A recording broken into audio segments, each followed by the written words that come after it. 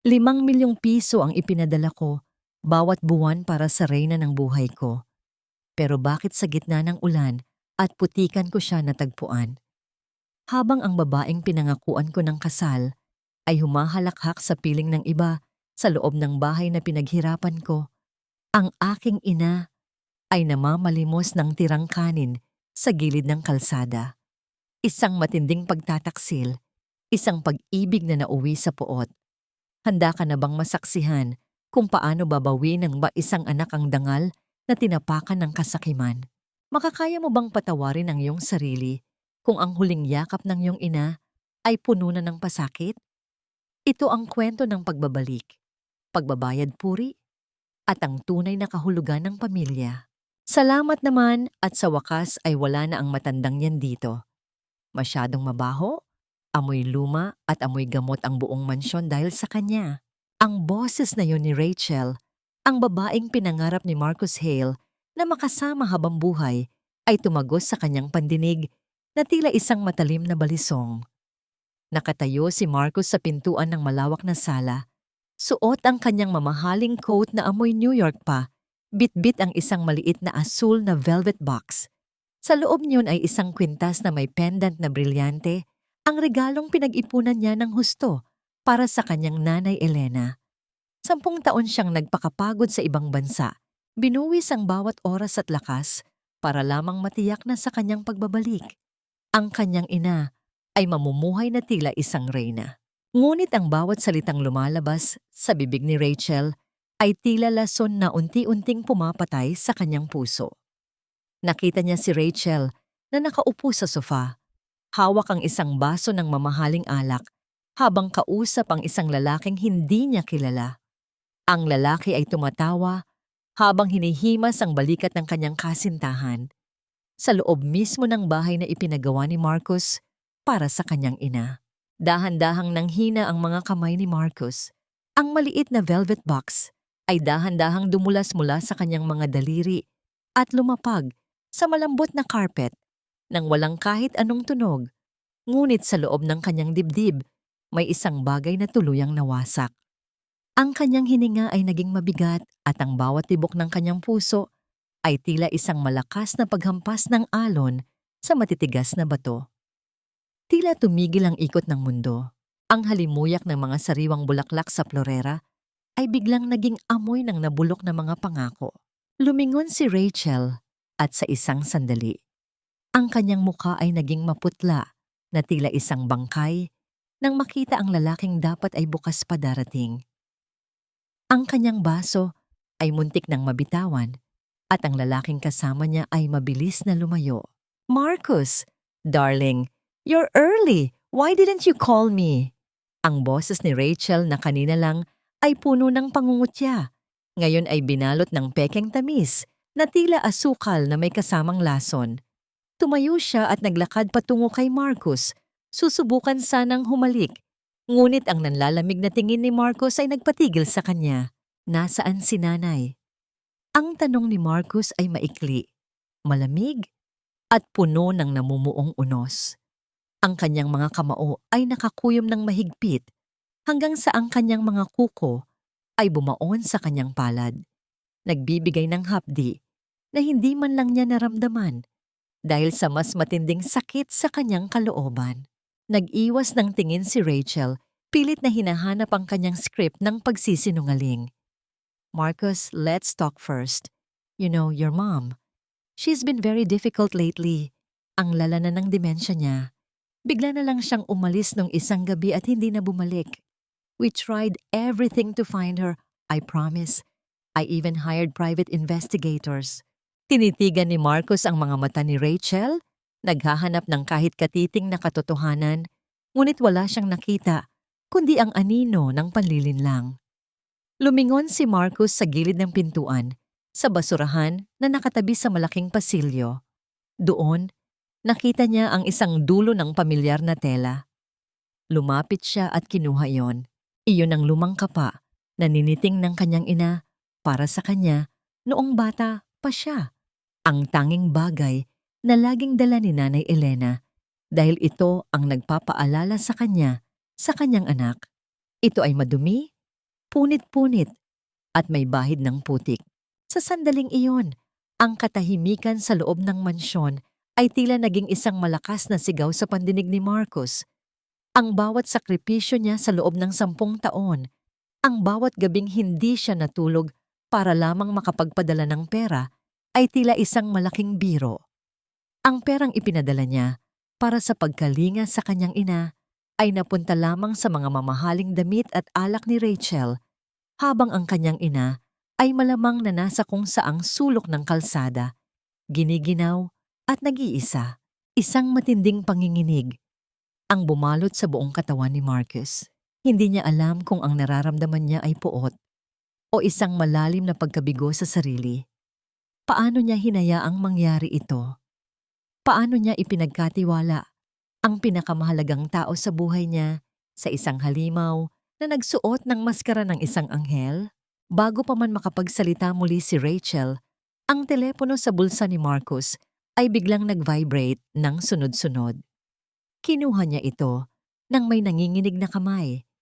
Isang mensahe mula sa isang hindi kilalang numero ang bumungad sa kanya. Kung ikaw ang anak ni Elena Hale, pumunta ka sa Shelter of Hope sa San Jose. Kanina pa siya tumatawag sa pangalan mo. Ang bawat letra sa mensaheng iyon ay tila isang karayom na bumaon sa kanyang puso. Tiningnan niya si Rachel sa huling pagkakataon. Isang tinging puno ng pangako ng paniningil. Hindi siya nagsalita. Tinalikuran niya ang luho ng mansyong yon at mabilis na lumabas patungo sa kanyang sasakyan. Iniwan ang asul na velvet box sa sahig, kasama ang lahat ng kanyang tiwala na tuluyan ng naglaho. Habang nagmamaneho sa gitna ng madilim na kalsada, ang tanging tanong na paulit-ulit na umaalingaw-ngaw sa isipan ni Marcus ay, "Nay, mapapatawad mo pa ba ako? Makikilala mo pa ba ang anak mong naging bulag sa pera habang ikaw ay nagdurusa?" Ang amoy ng luma at basang semento na hinaluan ng masangsang na amoy ng sabon na panlaba ang sumalubong kay Marcus pagpasok niya sa Shelter of Hope. Malayo ito sa bango ng mga mamahaling pabango sa New York o sa amoy ng mga sariwang rosas sa mansyong tinalikuran niya. Ang bawat hakbang ng kanyang mamahaling sapatos sa madulas at baku-bakong sahig ay tila isang mabigat na parusa. Pakiramdam ni Marcus, ang bawat sentimeng kinita niya sa ibang bansa ay nagiging tinik na bumabaon sa kanyang budi habang pinagmamasdan ng paligid, ang mga bakbak na pader, ang mga yero na may butas, at ang mga taong nakatingin sa kanya nang may halong pagtataka at kawalan ng pag-asa. Sa isang sulok ng malawak na labahan, sa ilalim ng isang bumbilyang aandap-andap, nakita niya ang isang matandang babae. Nakalikod ito sa kanya, nakaupo sa isang maliit at mababang bangko, habang nakayuko sa harap ng isang malaking planggana. Ang tunog ng pagpukpok ng kahoy sa basang tela at ang pagkayod ng mga kamay sa semento ay lumilikha ng isang ritmo na tila nagpapatibok sa nagdurusa niyang puso. Ang balikat ng matandang babae ay bahagyang nakakuba. Tila pasan-pasan ang buong bigat ng langit na bumagsak sa kanyang buhay. "Nay?" Ang tawag ni Marcos ay halos pabulong lamang, tila takot na baka ang imaheng nasa harap niya ay isang masamang panaginip lamang na maglalaho kapag nilakasan niya ang kanyang boses. Hindi lumingon ang matanda. Patuloy lang ito sa pagkusot ng isang makapal na kumot. Ang kanyang mga kamay, na dati ay malambot at laging humahaplos sa buhok ni Marcus bago ito matulog, ngayon ay maputla, kulubot, at namamaga dahil sa matagal na pagkababad sa tubig at matapang na kemikal ng sabon. Isang maliit na batang babae na may marusing na mukha ngunit may mga matang tila nagniningning na bituin ang lumapit sa matanda at hinawakan ang braso nito. "Lola Elena, may naghahanap po sa inyo." Ang malambing na tinig ng bata ay naging dahilan upang dahan-dahang huminto ang matanda sa kanyang ginagawa. Dahan-dahang lumingon si Nanay Elena. Sa sandaling magtama ang kanilang mga mata, pakiramdam ni Marcus ay gumuho ang huling pader na nagtatatag sa kanyang pagkatao. Ang kanyang ina, na dati ay may masiglang mukha at laging may ngiti. Ngayon ay tila isang anino na lamang ng nakaraan. Ang kanyang mga mata ay malalim ang lubog, puno ng takot at pagkalito. Ang kanyang buhok na puting-puti na ay nakapusod ng magulo at ang suot niyang kupas na duster ay malaki na para sa kanyang payat na katawan. Nay, ako to. Si Marcus, ang anak mo. Ang boses ni Marcus ay naging gumaralgal at ang mga luhang kanina pa niya pinipigilan ay tuluyan ng pumatak, bumabasa sa kanyang pisngi na hindi man lang niya naramdaman. Humakbang siya palapit at lumuhod sa basang semento, hindi alintana kung madumihan ang kanyang mamahaling pantalon. Sinubukan niyang hawakan ang mga kamay ng ina, ang mga kamay na nagtrabaho ng maigi para mapagtapos siya ng pag-aaral. Ngunit sa halip na yakap, isang matinding pagkulas ang ginawa ni Nanay Elena. Binawi niya ang kanyang mga kamay at mabilis na umurong, tila isang hayop na nasaktan at natatakot na muling saktan. Ang kanyang katawan ay nanginginig at ang kanyang mga mata ay nanlilisik sa takot habang nakatingin kay Marcus. Huwag, huwag po. Wala na po akong pera. Kinuha na po nila ang lahat. Huwag niyo na po akong saktan. Ang boses ni Nanay Elena ay basag at puno ng pakiusap. Nagtago siya sa likod ng maliit na batang si Lily, ginagamit ang bata bilang kalasag laban sa sarili niyang anak. Ang bawat salita ni Nanay Elena ay tila isang liyab ng apoy na sumunog sa kaluluwa ni Marcus. Ang kanyang ina ay hindi siya nakikilala. Ang masama pa, ang tingin nito sa kanya ay isang kaaway, isang taong magdudulot ng pananakit. Sa loob ng 10 taon na wala siya, ang trauma at pang-aabuso na dinanas nito sa kamay ni Rachel ay tuluyan ng bumura sa kanyang mukha sa alaala ng ina. Lola, huwag po kayong matakot. Mabait po si Kuya. Pag-amo ni Lily habang hinahaplos ang nanginginig na balat ni Elena. Tumingin ang bata kay Marcus ng may halong awa. Kuya, pasensya na po. Ganyan po talaga si Lola Elena kapag may lumalapit na lalaki. Akala niya po ay kukunin siya para dalhin sa madilim na silid. Nanatiling nakaluhod si Marcus, nakatitig sa kanyang ina na ngayon ay umiiyak na ng tahimik habang yakap ang batang si Lily. Ang katahimikan sa paligid ay nabasag lamang ng mahinang hikbi ni Marcus at ng tunog ng tubig na tumutulo mula sa gripo patungo sa timba, na tila bawat patak ay nagsasabing huli na ang lahat. Tumayo si Marcus ng may mabigat na pasanin. Hindi lang niya kailangang bawiin ang kanyang yaman mula kay Rachel. Kailangan niyang bawiin ang kanyang ina mula sa kadilimang dulot ng sakit at takot. Ngunit paano niya gagawin yon kung sa bawat paglapit niya, ang nakikita ni Nanay Elena ay ang mga halimaw na nagpahirap sa kanya? Habang palabas ng labahan, napansin ni Marcus ang isang malaking itim na sasakyang nakaparada sa labas ng shelter na may mga bintanang hindi mo masisilip ang loob. Ang sasakyang yon ay pamilyar sa kanya. Ito ang sasakyang madalas gamitin ni Kevin Brooks, ang lalaking nakita niya sa kanyang mansyon. Hindi mo alam kung gaano kasakit para sa akin na makitang wala na siya rito, Marcus. Halos maubos ang luha ko gabi-gabi sa paghahanap sa kanya. Pero sadyang naging matigas ang ulo ni Nanay Elena. Ang mga salitang yon ni Rachel na binalot ng pekeng hikbi at panginginig ng boses ay sumalubong kay Marcus pagbalik niya sa mansyon. Nakaupo si Rachel sa dulo ng kanilang mahabang hapagkainan sa harap ng isang marangyang almusal na binubuo ng mga prutas, mamahaling tinapay at sariwang kape. Nakasuot siya ng isang sedang robe na ang halaga ay sapat na para pakainin ang lahat ng tao sa Shelter of Hope sa loob ng 1 buwan. Habang pinapanood ni Marcus ang pagpunas ni Rachel ng mga luhang hindi naman talaga dumadaloy, naramdaman niya ang isang matinding hapdi sa kanyang lalamunan. Kanina lamang ay nakita niya ang kanyang ina na nakaluhod sa basang semento. Ang mga kamay ay kulubot sa labis na pagtatrabaho.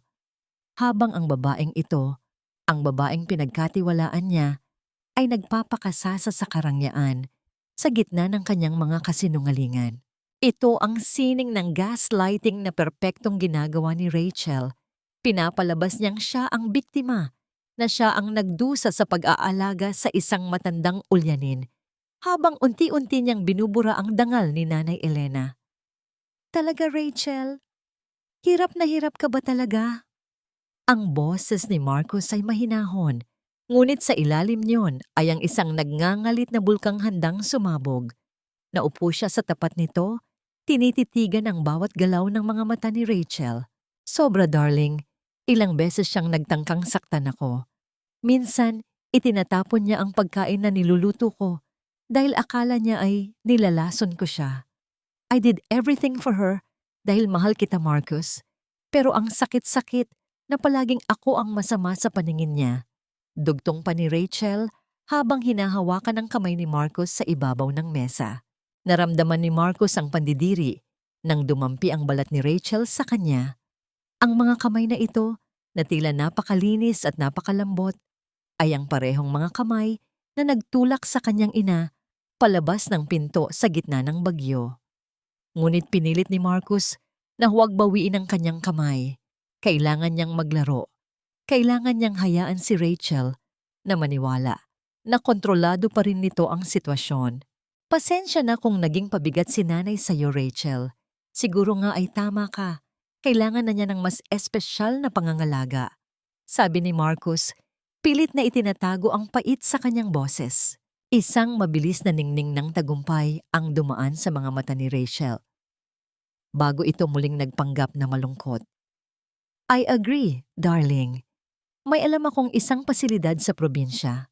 Doon, mababantayan siya ng maigi ng mga doktor. Hahanapin natin siya. At kapag nahanap natin, doon natin siya ilalagay para sa ikabubuti niya. At para na rin sa katahimikan nating dalawa. Sa loob-loob ni Marcus, isang sumpa ang kanyang binibitawan. Katahimikan? Hinding-hindi ka na makakatulog ng mahimbing, Rachel. Pagkatapos ng almusal, nagkunwari si Marcus na pupunta sa kanyang opisina sa itaas. Ngunit sa halip na magtrabaho, pumasok siya sa dating silid ng kanyang ina. Ang silid ay amoy alikabok at tila matagal nang hindi nabubuksan. Lahat ng gamit ni Nanay Elena ay wala na. Ang kanyang mga damit, ang kanyang mga larawan, pati na ang lumang radyong lagi niyang pinakikinggan. Habang naghahanap, napansin ni Marcus ang isang maliit na butas sa ilalim ng sahig. Malapit sa paa ng aparador, gamit ang isang maliit na kutsilyo, binuksan niya ang isang piraso ng kahoy. Doon, nakita niya ang isang lumang tablet na matagal na niyang ibinigay sa ina para makapag-video call sila noon. Akala ni Rachel ay nasira na ito at itinapon, pero itinago ito ni Nanay Elena. Nanginginig ang mga daliri ni Marcus habang binubuksan ang tablet. Mababa na ang battery nito pero sapat pa para makita ang huling record na nakasave. Pinindot niya ang play. Ang screen ay madilim. Tila itinago ang tablet sa ilalim ng unan. Ngunit ang tunog ay malinaw. Maawa ka, Rachel. Malamig sa labas. Huwag mo akong itapon. Ang boses ni Nanay Elena ay puno ng paghagulgol. Tumahimik ka. Matandang hukluban. Wala ka ng silbi rito. Ang pera ng anak mo ay para sa akin lang. Hindi para sa gamot mo at sa mabaho mong presensya. Umalis ka bago ko patawagin ang mga tauhan ko para kaladkarin ka. Isang malakas na tunog ng sampal ang sumunod na tila bumasag sa katahimikan ng silid. Napaupo si Marcus sa sahig, yakap ang tablet sa kanyang dibdib. Ang bawat hibla ng kanyang puso ay tila hinihiwa ng 1,000 talim. Ang katotohanan ay mas malupit pa sa kanyang iniisip. Hindi lang basta pinabayaan ng kanyang ina. Ito ay sadyang pinahirapan at minaltrato sa loob mismo ng kanyang pamamahay. Nabalik lamang ang diwa ni Marcus nang marinig niya ang pag-andar ng isang sasakyan sa labas. Sumilip siya sa bintana at nakita niya si Rachel na sumasakay sa sasakyan ni Kevin Brooks. Mukhang may pinaplano na naman silang dalawa. Ngunit bago pa man sila makaalis, napansin ni Marcus na may nahulog na isang puting sobre mula sa bag ni Rachel habang sumasakay ito. Mabilis na bumaba si Marcos at kinuha ang sobre nang makaalis na ang sasakyan. Nang buksan niya ang sobre, ang kanyang mukha ay naging kasing puti ng papel na hawak niya. Hindi ito tungkol sa bahay o sa pera. Ito ay isang sertipiko ng kamatayan. Isang pekeng sertipiko na may pangalan ni Elena Hale at ang petsa ay bukas. Huwag po kayong matakot sa akin, Lola Elena. Dito po ako sa tabi niyo. Hindi ko po kayo iiwan kahit anong mangyari. Ang boses na yon ni Lily, ang batang ulilang lubos na tila naging anghel sa gitna ng impyerno, ay umalingaw-ngaw sa maliit na sulok ng Shelter of Hope habang si Marcos ay nakatayo sa anino ng pintuan. Nakita ni Marcos kung paano dahan-dahang hinahati ng bata ang isang maliit na piraso ng pandesal, ang tanging pagkaing hawak nito upang ibigay ang mas malaking bahagi sa kanyang ina. Ang panunood sa kanila ay tila isang matalim na kutsilyo na humihiwa sa bawat bahagi ng pagkatao ni Marcos. Sa bulsa ng kanyang coat, ang pekeng sertipiko ng kamatayan ni Nanay Elena ay tila nagbabaga, isang mabigat na paalaala ng kasamaang handang gawin ni Rachel upang makuha ang lahat. Ang kaibahan ng sitwasyon ay sadyang nakakabaliw. Habang si Rachel ay nagpaplano ng isang marangyang buhay sa ibabaw ng pekeng libingan ng kanyang ina, si Nanay Elena ay nakahanap ng tunay na pagmamahal sa isang batang wala ring kahit ano sa buhay. Ang bawat mahinang ngat-ngat ng matanda sa matigas na tinapay ay tila isang malakas na sampal sa mukha ni Marcos. Ang kanyang ina, na dati ay pinagsisilbihan ng mga katulong, ngayon ay umaasa sa awa ng isang batang may sakit at gutom. Dahan-dahang lumapit si Marcos, pilit na pinatitigas ang kanyang kalooban upang hindi muling humagulgol sa harap nila. Lily, maaari ba tayong mag-usap? Ang kanyang tinig ay naging malumanay, punong-puno ng respeto para sa batang mas may galing pa sa pagprotekta sa kanyang ina kaysa sa kanya. Tumayo si Lily. Ang kanyang maliliit na kamay ay nakakuyom habang tinititigan si Marcos ng may pag-aalinlangan. Sino po ba kayo? Bakit po ba kayo pabalik-balik dito? Sabi ni Lola Elena, ang mga lalaking nakasuot ng magaganda ay laging may dalang masamang balita. Napaluhod si Marcos sa harap ng bata. Pinapantay ang kanyang paningin sa mga mata ni Lily. Hindi ako masamang tao, Lily. Ako ang anak ni Lola Elena. Matagal akong nawala at ngayon ay sinusubukan kong itama ang lahat ng aking pagkakamali. Tila nagliwanag ang mukha ng bata, ngunit agad din itong napalitan ng lungkot. Kayo po ba si Marcos? Lagi po kayong ikinukwento ni Lola sa akin bago siya mawala sa sarili. Sabi niya, ang anak niya ay isang prinsipe na darating para iligtas siya. Pero kuya, bakit po ngayon lang kayo? Maraming beses na po silang pumunta rito, ang mga tauhan ng magandang babae na laging naninigaw. Naramdaman ni Marcos ang mabilis na pagtibok ng kanyang puso. Anong ibig mong sabihin, Lily? May mga pumunta na rito para kunin si nanay. Tumango ang bata habang hinahaplos ang buhok ni Elena na ngayon ay payapang natutulog sa tabi ng isang tumpok ng mga luma at mabahong kumot. Opo, noong isang linggo lang, may mga lalaking dumating. Gusto nilang isakay si Lola sa isang itim na kotse. Sabi nila, dadalhin daw siya sa isang ospital. Pero nakita ko po ang mga mata ni Lola. Takot na takot siya. Kaya nagtatakbo po kami sa likod ng palengke at nagtago sa gitna ng mga basurang plastik hanggang sa umalis sila.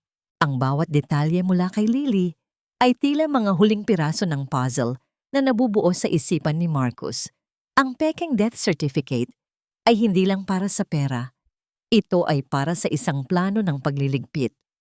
Kung mapapaniwala ni Rachel ang mundo na patay na si Nanay Elena, maaari na niyang gawin ang kahit ano sa matanda nang walang maghahanap. Lily, salamat sa pagprotekta sa kanya. Hinding-hindi ko makakalimutan ang utang na loob ko sa iyo. Sabi ni Marcos, ang kanyang boses ay puno ng determinasyon. Mula ngayon, ako na ang bahala sa inyong dalawa. Pero kailangan kong maging maingat. May mga taong ayaw kaming magkasama. Inilabas ni Marcus ang isang maliit na sobre ng pera at iniabot kay Lily. Gamitin mo ito para sa pagkain nyo at para sa gamot mo. Huwag mong ipakita kahit kanino, lalo na sa mga tagapamahala rito. Babalik ako. Pangako. Nabalik ang tingin ni Marcus sa kanyang ina. Ang pagtulog nito ay hindi mahimbing. Ang bawat bahagyang ingay sa paligid ay nagiging sanhi ng panginginig ng mga talukap ng mata ni Elena. Ang takot ay nakatanim na sa kailaliman ng kaluluwa nito. Paalis na sana si Marcus nang marinig niya ang isang pamilyar na busina sa labas ng gate ng shelter. Ang tunog ng mamahaling makina ng sasakyan ay tila isang babala ng paparating na bagyo. Mabilis siyang sumilip sa maliit na bintanang may rehas. Nanlamig ang buong katawan ni Marcus nang makita ang puting kotse ni Rachel na huminto sa tapat mismo ng entrance. Kasunod nito ang itim na SUV ni Kevin Brooks. Nandito sila, Lily. Itago mo si nanay sa likod ng mga labahan. Bilis! Ang pabulong na utos ni Marcus ay puno ng takot at pagmamadali. Habang mabilis na inaalalayan ni Lily, ang nalilitong si Elena patungo sa madilim na sulok ng bodega, naiwan si Marcus na nakatayo sa gitna ng silid. Ang tunog ng mga yabag ng sapatos ni Rachel sa semento ay palapit ng palapit. Ang bawat hakbang ay tila isang hatol ng kamatayan para sa kanyang plano. Wala nang oras para makapagtago si Marcus ng tuluyan. Ang pintuan ay dahan-dahang bumukas, lumilikha ng isang mahabang anino sa sahig, na tila isang kamay na handang sumakal sa kanya. Siguraduhin mong mahanap ang matandang iyon ngayon din. Wala na tayong oras. Kailangan nang mailibing ang pangalang Elena Hale bago pa makahalata ang anak niya. Ang boses ni Rachel ay tila isang matalim na kidlat na nagpahiwa sa katahimikan ng shelter. Nakatago si Marcus sa likod ng malalaking tumpok ng mga basang kumot. Ang kanyang hininga ay pinipigilan niya hanggang sa makaramdam siya ng hapdi sa kanyang dibdib. Mula sa kanyang kinaroroonan, nasisilip niya ang dulo ng matutulis na takong ni Rachel na lumalakad sa madulas na sahig, kasunod ang mabibigat na hakbang ni Kevin Brooks. Napakasakit isipin na ang babaeng ito, na pinangakuan niya ng buhay na puno ng pagmamahal, ay ang parehong babaeng nagmamadaling ilibing ang kanyang ina habang buhay pa ito. Habang ang bango ng mamahaling pabango ni Rachel ay humahalo sa amoy ng bleach at dumi sa labahan, pakiramdam ni Marcus ay nasusuka siya sa bawat segundong kailangan niyang manatiling tahimik at nagtatago. Huwag kang mag-alala, Rachel. Kinausap ko na si Aling Barang. Alam na niya ang gagawin. Kapag nahanap ang matanda, ididiretso na natin siya sa pasilidad sa malayo. Doon, wala nang makakakita sa kanya kahit kailan. Ang malamig na boses ni Kevin ay tila isang hatol na nagpabilis sa tibok ng puso ni Marcus. Ang kanyang mga kamao ay nakakuyom ng husto. Ang kanyang mga kuko ay tila bumabaon na sa kanyang balat. Ngunit ang mas matinding sakit ay ang makitang ang mga taong ito ay naglalakad sa gitna ng mga naghihirap na matatanda, na tila ba ang mga ito ay basura lamang na kailangang itapon. Nang sa wakas ay umalis ang dalawa dahil sa abala ng mga tauhan sa labas, unti-unting lumabas si Marcus mula sa kanyang pinagtataguan. Ang kanyang katawan ay nanginginig sa galit at pagod. Ang bawat bahagi ng kanyang pagkatao ay sumisigaw ng katarungan. Mabilis siyang naglakad patungo sa madilim na bodega kung saan itinago ni Lily si Nanay Elena. Doon, sa ilalim ng isang sira-sirang lamesa, nakita niya ang kanyang ina na nakayakap ng mahigpit kay Lily. Ang mga mata ni Nanay Elena ay nakapikit. Ang kanyang mga labi ay bahagyang gumagalaw na tila nagdarasal sa gitna ng matinding takot. Sa sandaling iyon, tila tumigil ang pag-inog ng mundo para kay Marcus. Naupo siya sa tabi ng kanyang ina. Pinagmamasdan ang bawat guhit sa mukha nito, ang mga guhit na nagsasalaysay ng bawat taon ng paghihintay at bawat gabi ng pagdurusa.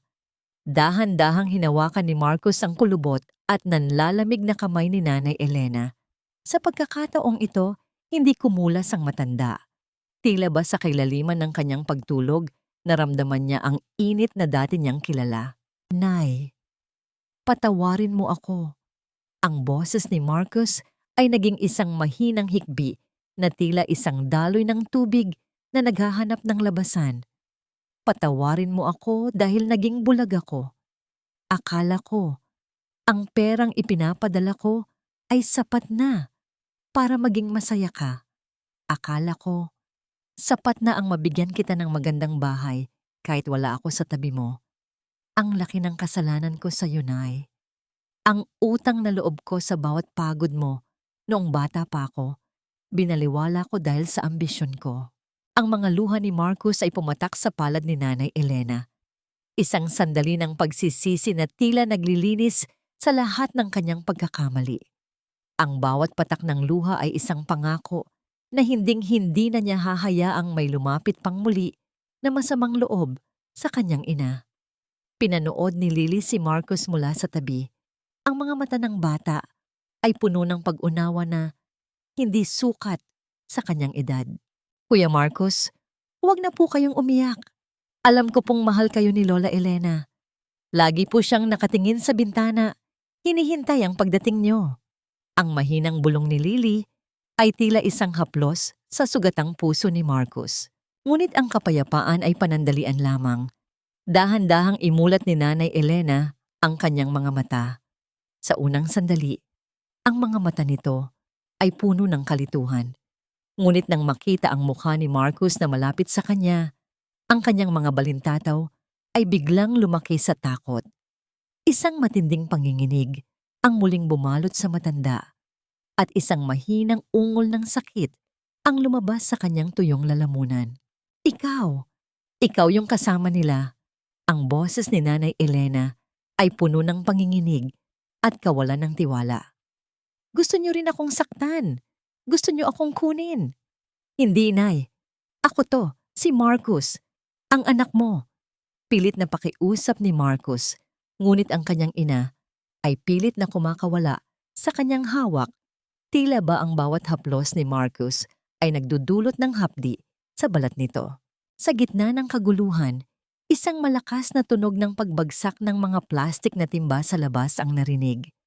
Ang anino ng isang tao ay mabilis na dumaan sa harap ng pintuan ng bodega. Isang boses ang narinig nila mula sa labas. Isang boses na hindi kay Rachel o kay Kevin, kundi isang boses na puno ng pagbabanta. Nandyan lang sila. Nakita ko ang lalaking nakasuot ng coat na pumasok sa bodega. Nanigas ang buong katawan ni Marcos. Hindi lang si Rachel at Kevin ang kakaaway niya. May iba pang nagmamasid at sa pagkakataong ito, wala na siyang matataguan. Ang panganib ay hindi na lamang nasa loob ng kanyang isipan. Ito ay nakatayo na sa mismong harap ng kanilang pintuan. Sino ang taong nagmamasid sa kanila sa dilim? At bakit tila kilalang kilala nito ang bawat galaw ni Marcos?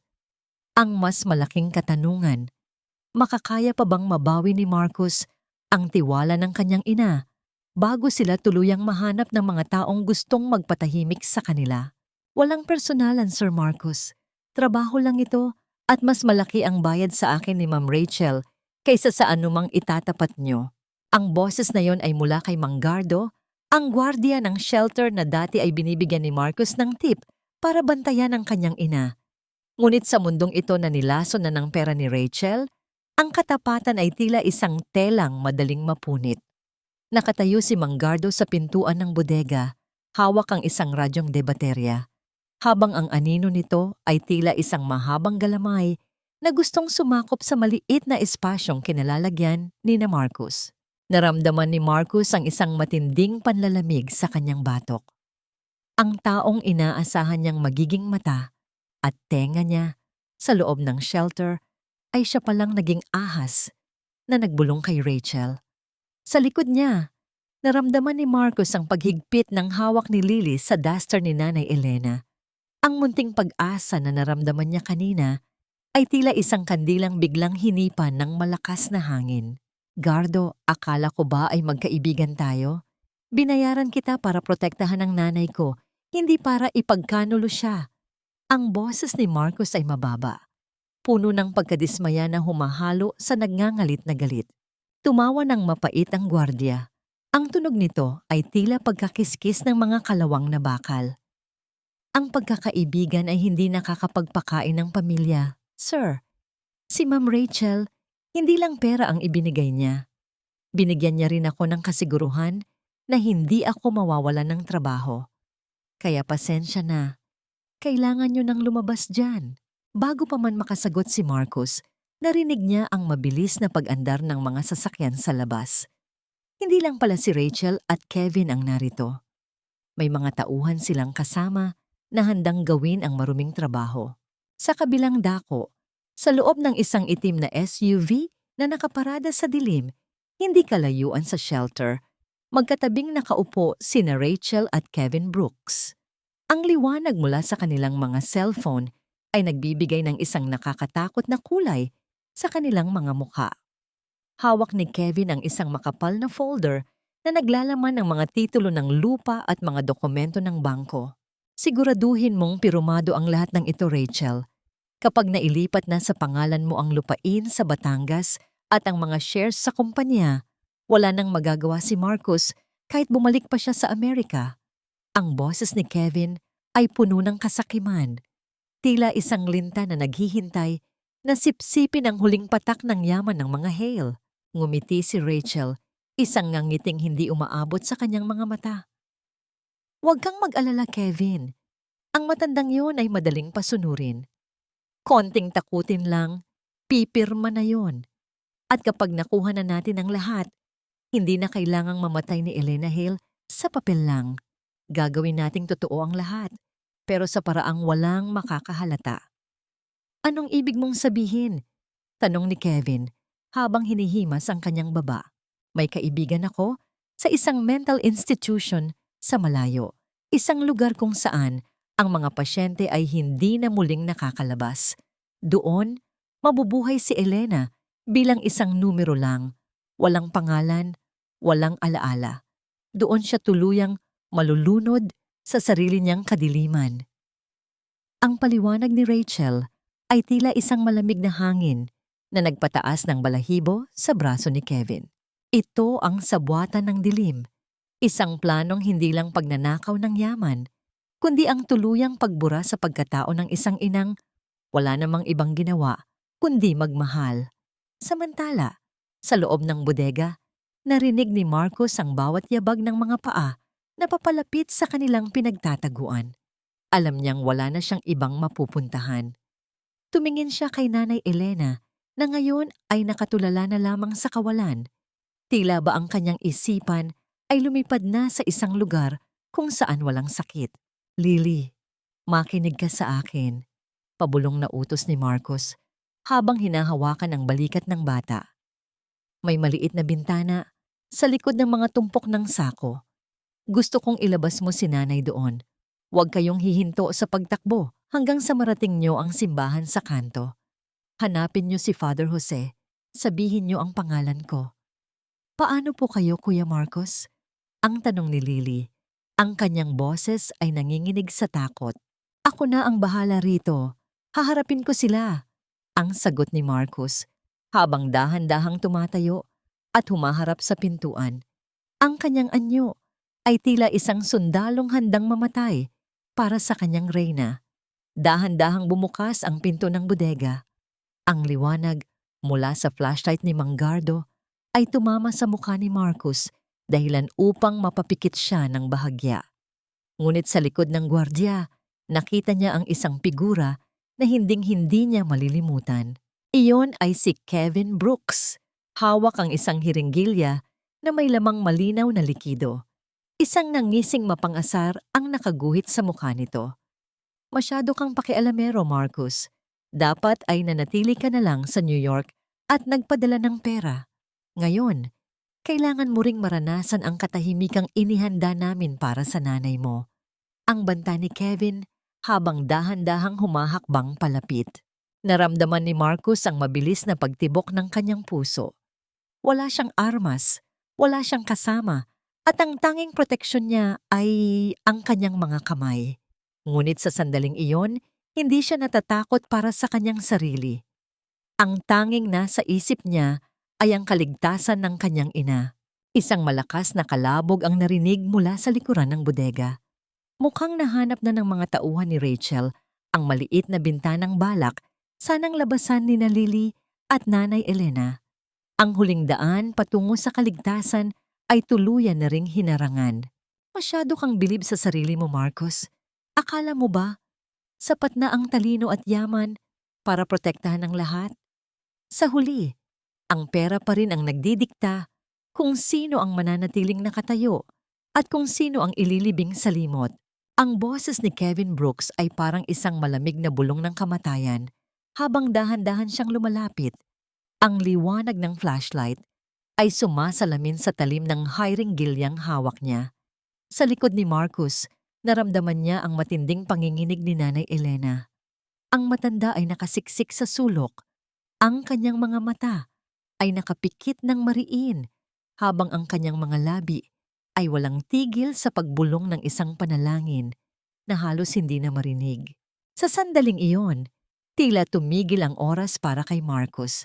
Habang tinititigan niya ang kanyang ina, isang daluyong ng mga alaala ang biglang humampas sa kanyang isipan.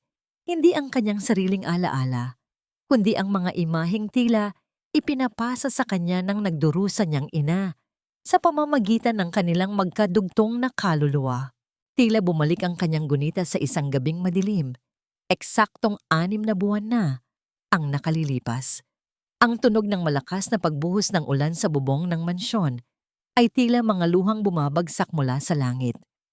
Nakita ni Marcus sa kanyang isipan ang kanyang ina na kinaladkad ni Rachel mula sa kanyang silid.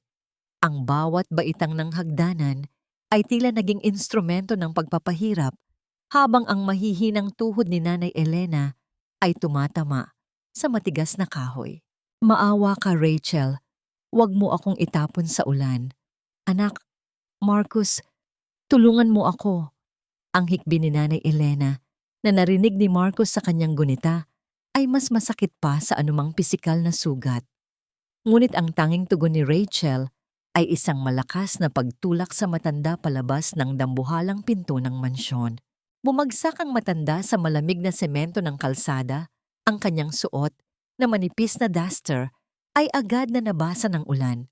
Ngunit sa gitna ng hapdi at pagkadurog ng puso, may isang bagay na mahigpit na niyakap si Nanay Elena sa loob ng kanyang bra. Isang piraso ng papel na binalot sa plastik. Iyon ang huling sandata na itinago niya. Ang huling katotohanan na hindi nakuha ni Rachel.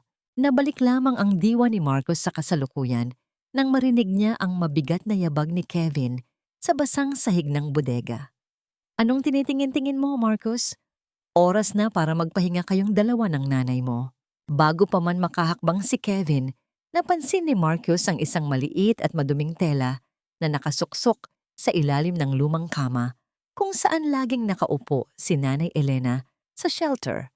May isang kakaibang liwanag sa loob ng puso ni Marcus na nagsabing kailangan niyang makuha iyon. Sa isang mabilis na pagkilos, habang abala si Kevin sa paghahanda ng hiringgilya, yumuko si Marcus at hinablot ang tela. Sa loob ng maduming tela, nabuksan ang isang plastik na naglalaman ng isang lukot ngunit legal na dokumento. Ang mga mata ni Marcus ay mabilis na naglakbay sa bawat salitang nakasulat doon. Hindi ito basta dokumento. Ito ang orihinal na titulo ng lupain sa Batangas at ang testamento ng kanyang ama na nagsasaad na ang lahat ng yaman ng pamilya Hale ay hindi maaaring ilipat sa ibang tao hanggat buhay si Elena Hale at may lagda ng kanyang legal na anak. Ang kanyang ina, sa kabila ng kanyang trauma at unti-unting pagkawala ng alaala, ay nagawa pa ring itago ang pinakamahalagang ebidensya na magpapabagsak kay Rachel. Ang pagmamahal ng isang ina ay sadyang mas malalim kaysa sa anumang sakit ng isipan. Hindi niyo makukuha ang gusto niyo, Kevin. Ang boses ni Marcus ay naging matatag, puno ng bagong pag-asa. Hawak ko ang katotohanang matagal niyong hinahanap. Napatigil si Kevin. Ang kanyang mukha ay naging kasing pula ng apoy sa galit. Ibigay mo sa akin yan. Isang matinding tulakan ang nangyari. Sinubukang saksakin ni Kevin si Marcus ng hiringgilya, ngunit mabilis na umiwas si Marcus. Ang tunog ng pagtama ng hiringgilya sa pader ay lumikha ng isang nakakatakot na kalansing. Sa gitna ng kaguluhan, si Lily, na kanina pa nakatago sa likod ng mga sako, ay biglang lumabas at kinagat ng matindi ang binti ni Kevin. Ah! Lintek na bata ka! Ang sigaw ni Kevin habang pilit na iwinawaksi ang bata. Dahil sa pagkakataong yon, nagawa ni Marcus na makuha si Nanay Elena at dinala ito patungo sa kabilang sulok ng bodega. Ngunit bago pa man sila makagawa ng susunod na hakbang, ang malakas na tunog ng pag-ikot ng kandado ng pintuan ng bodega ay narinig nila mula sa labas. Ang pintuan ay tuluyang isinara at nilagyan ng kadena. Ang boses ni Rachel ay narinig nila mula sa kabilang panig. Malamig at walang kahit anong emosyon. Magsama-sama na kayong tatlo dyan. Kung hindi ko makukuha ang yaman sa maayos na paraan, wala nang makakakuha nito. Sunugin ang bodega. Ang amoy ng gasolina ay unti-unting pumasok sa loob ng silid sa pamamagitan ng mga siwang ng pinto. Ang bawat patak ng likido ay tila isang ticking clock na nagsasabing bilang na ang kanilang mga sandali. Nay, Lily, makinig kayo sa akin. Ang mahinang pakiusap ni Marcus habang yakap ang dalawa. Kailangan nating lumabas dito. Ngayon din. Ngunit paano sila makakatakas kung ang bawat daanan ay selyado na at ang unang liyab ng apoy ay nagsisimula na ring gumapang sa ilalim ng pintuan? Isang lihim pa ang nahanap ni Marcus sa loob ng dokumentong hawak niya. Isang susi na nakadikit sa likod ng papel. Susi para sa ano? Akala mo ba ay tapos na ang lahat sa isang ningas ng apoy? Hindi mo alam, Rachel, na ang impyernong sinimulan mo ang siyang magiging sarili mong kulungan. Ang boses ni Marcus sa loob ng kanyang isipan ay puno ng pait, habang ang usok ay unti-unti nang lumalason sa hangin sa loob ng bodega. Ang bawat paglanghap ay tila paghigop ng mga bubog na humihiwa sa kanyang baga. Ang init mula sa pintuan ay tila isang dambuhalang hayop na dahan-dahang lumalamon sa lahat ng kanilang pag-asa. Ngunit sa gitna ng desperasyon, ang susi na nahanap ni Marcus sa likod ng dokumento ay tila nagniningning sa ilalim ng aandap-andap na ilaw. Agad niyang naalala ang kwento ng kanyang ama tungkol sa bodegang ito, na dati ay pagmamay-ari ng kanilang pamilya bago pa ito naging shelter. May isang maliit na bakal na pinto sa likod ng mga lumang estante, isang silid na ginawa para sa mga mahahalagang papeles. Lily, tulungan mo ako. Itulak natin ang mga sako na ito. Ang sigaw ni Marcus, ang kanyang boses ay pilit na nilalampasan ng tunog ng lumalagutok na kahoy sa paligid. Sa tulong ng bata at sa kabila ng panghihina, nagawa nilang mahanap ang maliit na pintuang bakal na nakatago sa likod ng mga sako ng bigas. Nanginginig ang mga kamay ni Marcus habang isinusuksok ang susi. Sa isang malakas na pagpihit, ang lumang kandado ay bumigay. Pumasok silang tatlo sa loob ng maliit at masikip na silid, saktong bago tuluyang bumagsak ang kisame ng bodega sa labas. Ilang oras silang nanatili sa loob ng malamig na silid habang naririnig ang tunog ng mga bumbero at ang kaguluhan sa labas. Sa gitna ng dilim, habang yakap niya ang nanginginig na si Nanay Elena, isang matinding desisyon ang nabuo sa puso ni Marcus. Hindi sapat na basta na lang lumitaw at ipakulong sina Rachel. Kailangan niyang makita ang tunay na kulay ng babaeng minahal niya at kailangan niyang bawiin ang lahat sa paraang hindi na ito muling makakabangon. Pagkalipas ng 2 araw, nakatayo si Rachel sa harap ng salamin sa loob ng mansyon, nagsusuot ng isang itim na damit na tila nagdadalamhati, ngunit ang kanyang mga labi ay pinapahiran niya ng matingkad na pulang lipstick. para sa buong mundo. Patay na si Marcus Hale at ang kanyang ina sa isang trahedyang sunog sa shelter. Nabalik lamang ang kanyang atensyon nang marinig ang tunog ng pagbukas ng pinto sa ibaba. Isang pamilyar na yabag ng sapatos ang umalingaw-ngaw sa pasilyo, mabagal, mabigat, at tila pagod na pagod. Nanlaki ang mga mata ni Rachel nang makita si Marcos na nakatayo sa pintuan ng silid. Ang kanyang mukha ay may mga bahid ng uling. Ang kanyang mamahaling damit ay sunog sa dulo. At ang kanyang mga mata ay tila nawalan ng ningning. Marcos, buhay ka? Ang boses ni Rachel ay nanginginig, hindi dahil sa tuwa, kundi dahil sa matinding takot na baka nalaman nito ang lahat. Ngunit agad siyang nagpanggap, tumakbo siya patungo kay Marcus at yumakap ng mahigpit. Oh my God, darling, akala ko nawala ka na. Sabi nila ay nasunog ang bodega. Hindi gumanti si Marcos sa yakap. Nanatili siyang matigas, tila isang estatwa. Nakaligtas ako, Rachel, pero ang nanay ko, hindi ko siya nahanap sa loob.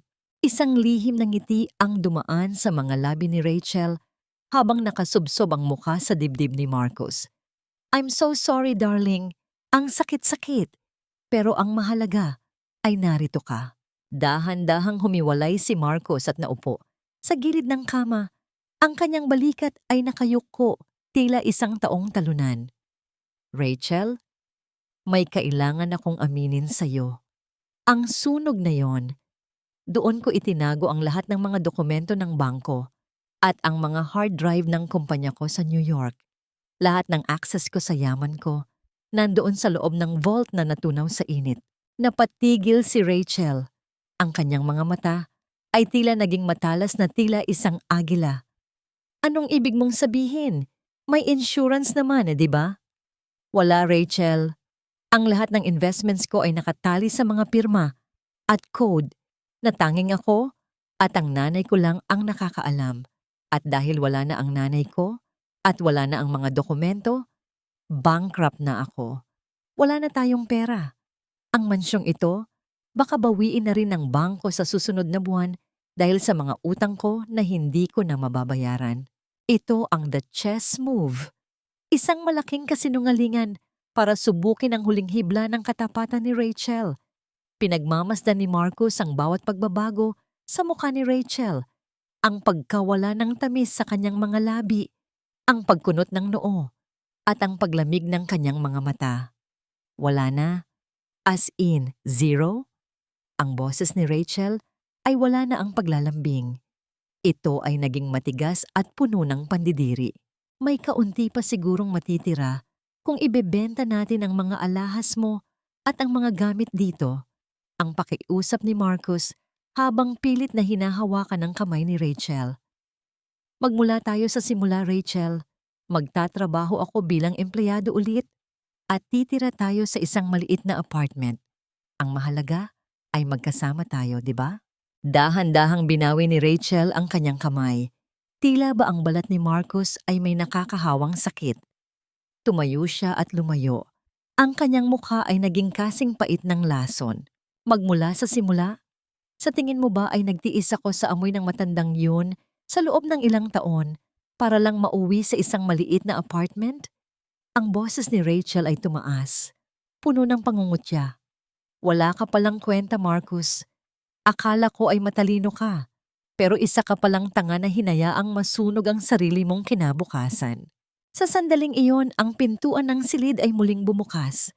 Pumasok si Kevin Brooks na may dalang baso ng alak at tumayo sa tabi ni Rachel.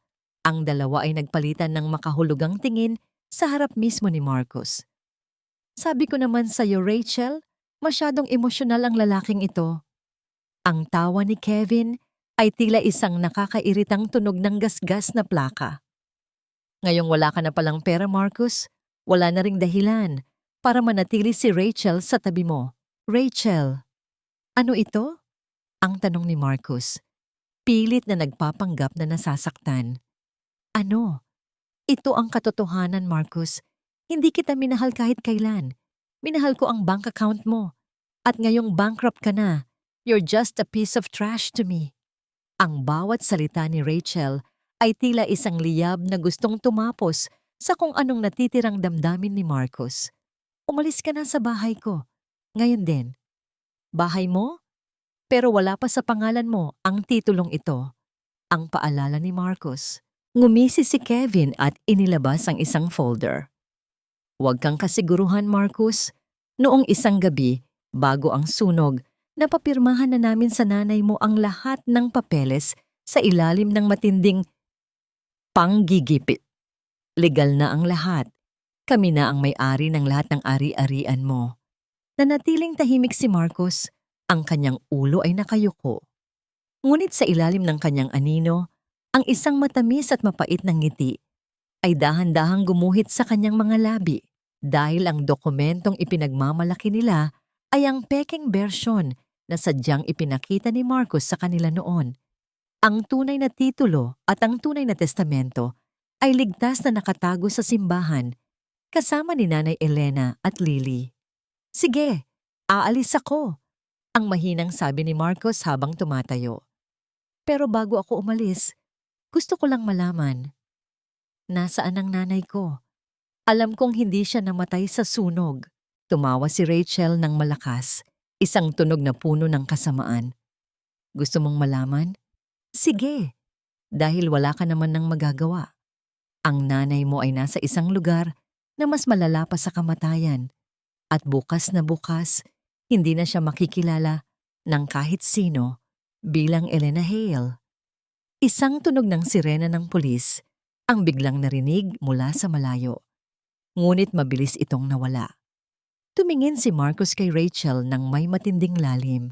Siguraduhin mo lang, Rachel, dahil ang karma ay hindi natutulog at mas mabilis itong kumilos kaysa sa inaasahan mo.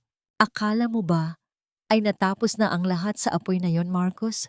Ang totoo, nagsisimula pa lang ang tunay na paghihirap ng mahal mong ina. Ang tinig ni Rachel ay tila isang malupit na hagupit ng latigo habang siya ay humahalakhak sa gitna ng marangyang sala. Nakatayo siya sa harap ni Marcus, hawak ang isang baso ng mamahaling alak habang ang anino niya sa pader ay tila isang dambuhalang linta na handang sipsipin ang huling patak ng katarungan sa mundong ito. Sa kabilang panig ng lungsod, sa loob ng isang maliit at madilim na silid, sa ilalim ng simbahan ng San Jose, nararamdaman ni Marcus ang bawat pintig ng takot sa kanyang dibdib. Pinagmamasdan niya ang kanyang ina, si Nanay Elena, na nakaupo sa isang lumang banig. Ang matanda ay walang tigil sa paghimas sa dulo ng kanyang kupas na duster. Ang kanyang mga mata ay nakapako sa kawalan. Sa tabi nito ay ang batang si Lily, na kahit pagod at gutom, ay hindi bumibitaw sa kamay ng matanda. Napakasakit para kay Marcus ang makita ang ganitong eksena. Ang kanyang ina, na dapat ay nagpapahinga sa malambot na kama, ay nagtatago na tila isang kriminal sa sarili nitong bayan. Ang bawat mahinang hikbi ni Nanay Elena ay tila isang libong karayom na bumabaon sa puso ni Marcus. Ito ang The Injustice Engine, ang matinding galit na nararamdaman ni Marcus dahil sa kawalang hiyaan ni Rachel na ipinagpalit ang buhay ng isang tao para sa mga pirasong papel.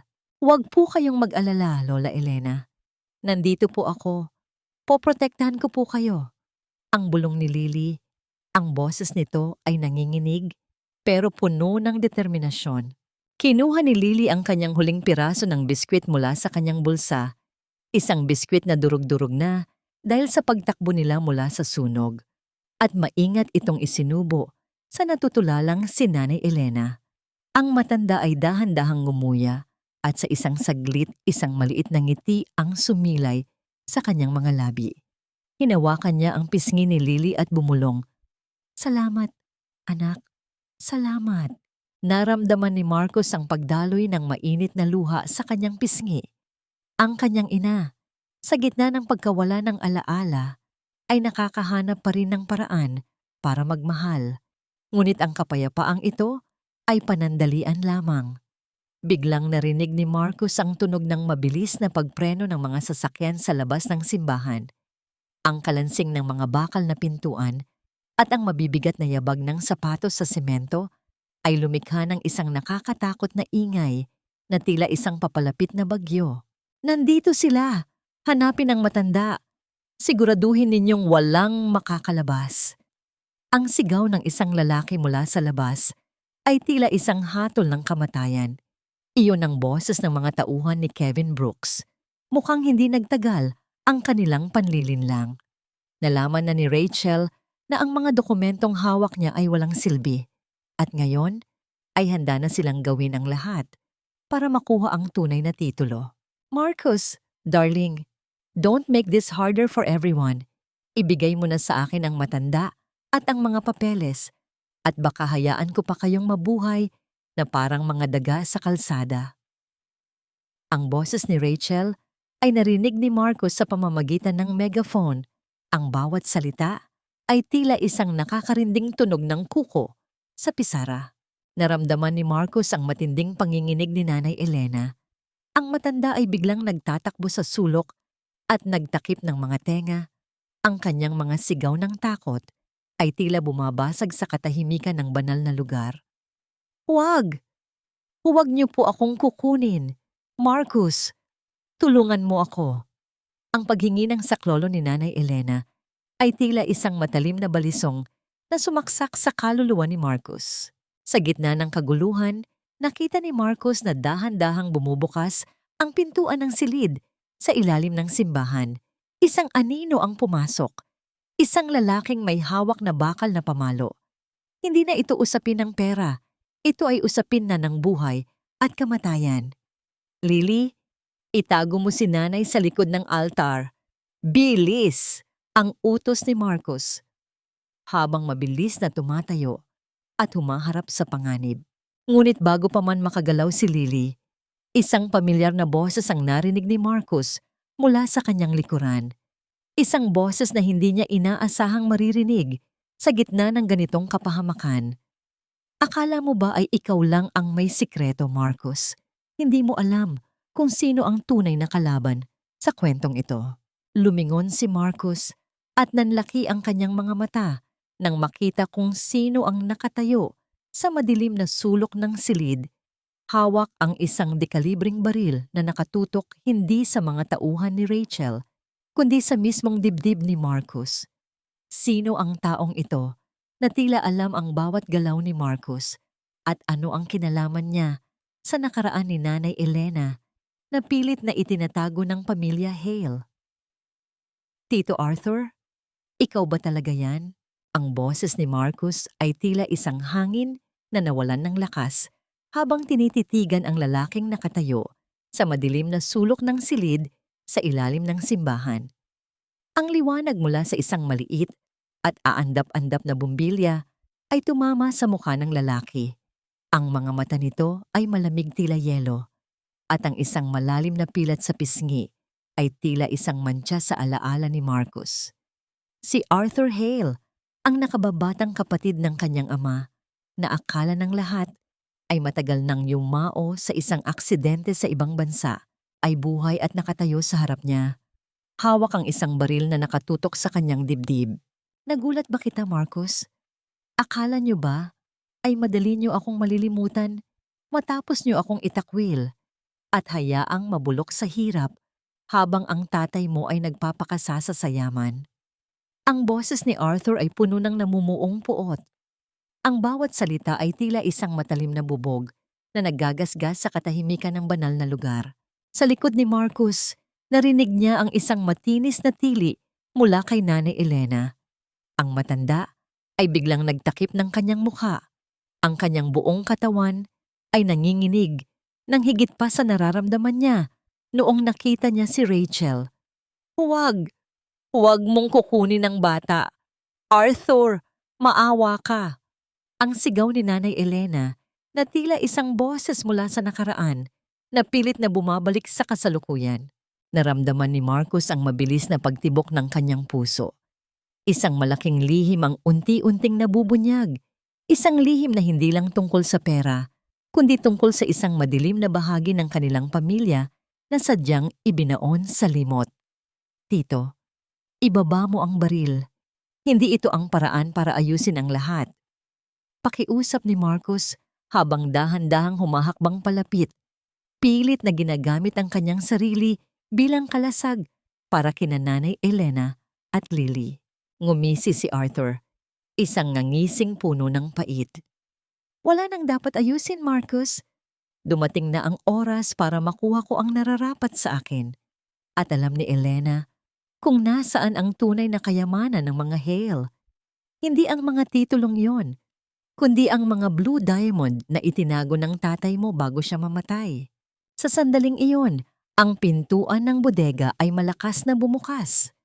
Pumasok si Rachel. Ang kanyang suot na itim na damit ay tila isang balabal ng kadiliman. Sa tabi niya ay si Kevin Brooks na may dalang flashlight na sadyang itinutok sa mga mata ni Marcos upang mabulag ito ng panandalian. Ang galing mo talagang humanap ng katarungan, Arthur. Ang boses ni Rachel ay puno ng pangungutya habang lumalakad siya patungo sa gitna ng silid. Ang kanyang mga takong ay lumilikha ng matunog na kalansing sa semento. Sabi ko naman sa iyo, Marcos, hinding-hindi mo kami matatalo. Mas marami kaming alam kaysa sa iniisip mo. Naglakad si Rachel patungo kay Nanay Elena, na ngayon ay yakap-yakap si Lily sa isang sulok. Hinablot ni Rachel ang buhok ni Lily upang mapilitan ng matanda na tumingin sa kanya. Ngayon, Elena, sabihin mo sa akin, nasaan ang mga diamante? Kapag hindi ka nagsalita, sisiguraduhin kong ang batang ito ang unang makakatikim ng impyernong inihanda ko para sa inyo. Ang banta ni Rachel ay tila isang malupit na hatol na nagpatahimik sa buong silid. Dito na nagising ang leon sa loob ni Marcos. Ang kanyang takot ay biglang napalitan ng isang nagngangalit na galit na hindi niya kailanman naramdaman. Ang makitang sinasaktan ang isang inosenteng bata at ang kanyang inang, wala ng kalaban-laban, ay ang rurok ng lahat ng kawalang katarungan. Bitawan mo ang bata, Rachel! Ang sigaw ni Marcos ay tila isang dagundong ng kulog na yumanig sa mga pader ng simbahan. Sa isang mabilis na pagkilos na hindi inaasahan ng lahat, sinipa ni Marcos ang kamay ni Arthur na may hawak na baril. Ang tunog ng pagbagsak ng metal sa semento ay lumikha ng isang nakakarinding ingay. Isang matinding gulo ang nangyari. Sinunggaban ni Marcos si Arthur habang si Kevin ay sumugod din upang tumulong. Ang mga plastik na upuan ay nagliparan at ang mga lumang gamit sa bodega ay nangabagsak, lumilikha ng isang kaguluhang puno ng alikabok at galit. Sa gitna ng bakbakan, nakita ni Marcos na kinaladkad ni Rachel si Nanay Elena patungo sa pintuan. Ang matanda ay pilit na kumakawala. Ang kanyang mga kamay ay kumakamot sa braso ni Rachel, habang si Lily ay walang tigil sa pagsipa sa binti ng malupit na babae. Nay! Lily! Ang huling sigaw ni Marcos bago siya muling tinamaan ni Kevin ng isang malakas na suntok sa sikmura. Dahilan upang mapaluhod siya sa sakit. Nabalik lamang ang diwa ni Marcos nang marinig niya ang tunog ng mabilis na pag-andar ng sasakyan sa labas. Ang liwanag ng mga headlight ay dumaan sa maliit na bintana ng bodega. Unti-unting lumalayo hanggang sa tanging kadiliman na lamang ang naiwan. Tumayo si Marcos. Ang kanyang labi ay pumapatak ang dugo at ang kanyang katawan ay puno ng pasa. Wala na sila. Kinuha nila ang kanyang ina at si Lily. Naiwan siyang mag-isa sa gitna ng wasak na bodega, habang ang boses ng kanyang ina na tumatawag sa kanyang pangalan ay tila isang multong paulit-ulit na bumabalik sa kanyang pandinig. Ngunit sa sahig, malapit sa pinagbagsakan ni Nanay Elena, nakakita si Marcos ng isang bagay, isang maliit at lumang locket na hugis puso. Binuksan niya ito at doon niya nakita ang isang maliit na mapa at isang mensaheng nakasulat sa dugo ng kanyang ina na tila sadyang isinulat nito bago sila makuha. Sa ilalim ng puno ng nara, doon mo makikita ang liwanag. Hindi ang kislap ng mga hiyas ang tunay na kayamanan na itinago ng iyong ama, Marcos. Ang tunay na liwanag ay matatagpuan sa gitna ng kadiliman. kung saan ang pag-ibig ay hindi sumusuko. Ang boses ng kanyang yumaong ama sa kanyang alaala ay tila isang malamig na haplos sa gitna ng nagbabagang puot sa dibdib ni Marcus. Nakatayo siya sa gitna ng wasak na bodega. Ang kanyang mga kamay ay nanginginig habang hawak ang lumang locket na may bahid ng dugo ng kanyang ina. Ang amoy ng alikabok at ang malansang amoy ng sugat ay humahalo sa malamig na hangin ng madaling araw na tila isang piping saksi sa kalupitang kakaharapin pa lamang niya. Napakasakit isipin na ang perang ipinadala niya sa loob ng 10 taon ay hindi nagdala ng kaginhawaan, kundi naging mitya ng kapahamakan ng kanyang pamilya. Ang bawat sentimo na pinaghirapan niya sa ibang bansa ay tila naging mga pako na bumaon sa krus na pasan-pasan ngayon ni Nanay Elena. Sa isang sandali ng panghihina, napasandal si Marcos sa malamig na pader ng simbahan. Ang kanyang mga mata ay nakapikit ng mariin habang ang bawat higbi ay pilit niyang nilulunod sa loob ng kanyang lalamunan. Nabalik ang kanyang diwa nang muli niyang tingnan ang maliit na mapa sa loob ng locket. Alam niya ang lugar na ito, ang puno ng Nara, sa lumang bakuran ng kanilang ancestral house sa Batangas, ang lugar kung saan siya unang natutong mangarap at ang lugar kung saan ang kanyang ama ay madalas maupo para pagmasdan ang paglubog ng araw. Samantala, sa loob ng isang abandonadong bodega sa gilid ng dagat, ang boses ni Rachel ay muling umalingaw-ngaw, puno ng matinding pait at kasakiman. "Sabihin mo na sa akin, Elena, nasaan ang mga diamante?" Ang sigaw ni Rachel habang marahas na hinahablot ang balikat ng matanda. "Huwag mong subukin ang pasensya ko. Wala na rito ang anak mo para iligtas ka. Bankrupt na siya, wala na siyang kwenta." Nakatali si Nanay Elena sa isang lumang silya. Ang kanyang mukha ay puno ng pasa at ang kanyang mga mata ay tila malayo na sa realidad. Sa tabi niya, si Lily ay nakakulong sa isang bakal na hawla. Ang kanyang mga munting kamay ay nakakapit sa mga rehas, umiiyak ng walang tunog dahil sa takot na muling sakta ng matanda. "Rachel, darling, baka masyado na nating binibilisan. Baka mamatay ang matanda bago pa natin malaman ang totoo." Ang babala ni Kevin habang hinihimas ang kanyang binti na kinagat ni Lily. Ang kanyang boses ay may halong kaba. Tila naramdaman ang bigat ng kasalanang ginagawa nila. "Tumahimik ka, Kevin! Oras na para makuha ko ang lahat ng paghihirap ko." Lumingon si Rachel kay Nanay Elena at dahan-dahang inilapit ang kanyang mukha. Ang bango ng kanyang pabango ay tila isang lason sa ilong ng matanda. "Alam mo ba, Elena," sabi ni Marcos, "mas mahalaga ka raw kaysa sa pera. Pero tingnan mo ngayon, nasaan siya? Iniwan kanyang nagdurusa rito habang siya ay nagtatago." Dahan-dahang itinaas ni Nanay Elena ang kanyang ulo. Ang kanyang mga mata ay biglang nagkaroon ng linaw. Isang sandali ng kislap na tila hindi nagmula sa mundong ito. Hindi mo kilala ang anak ko."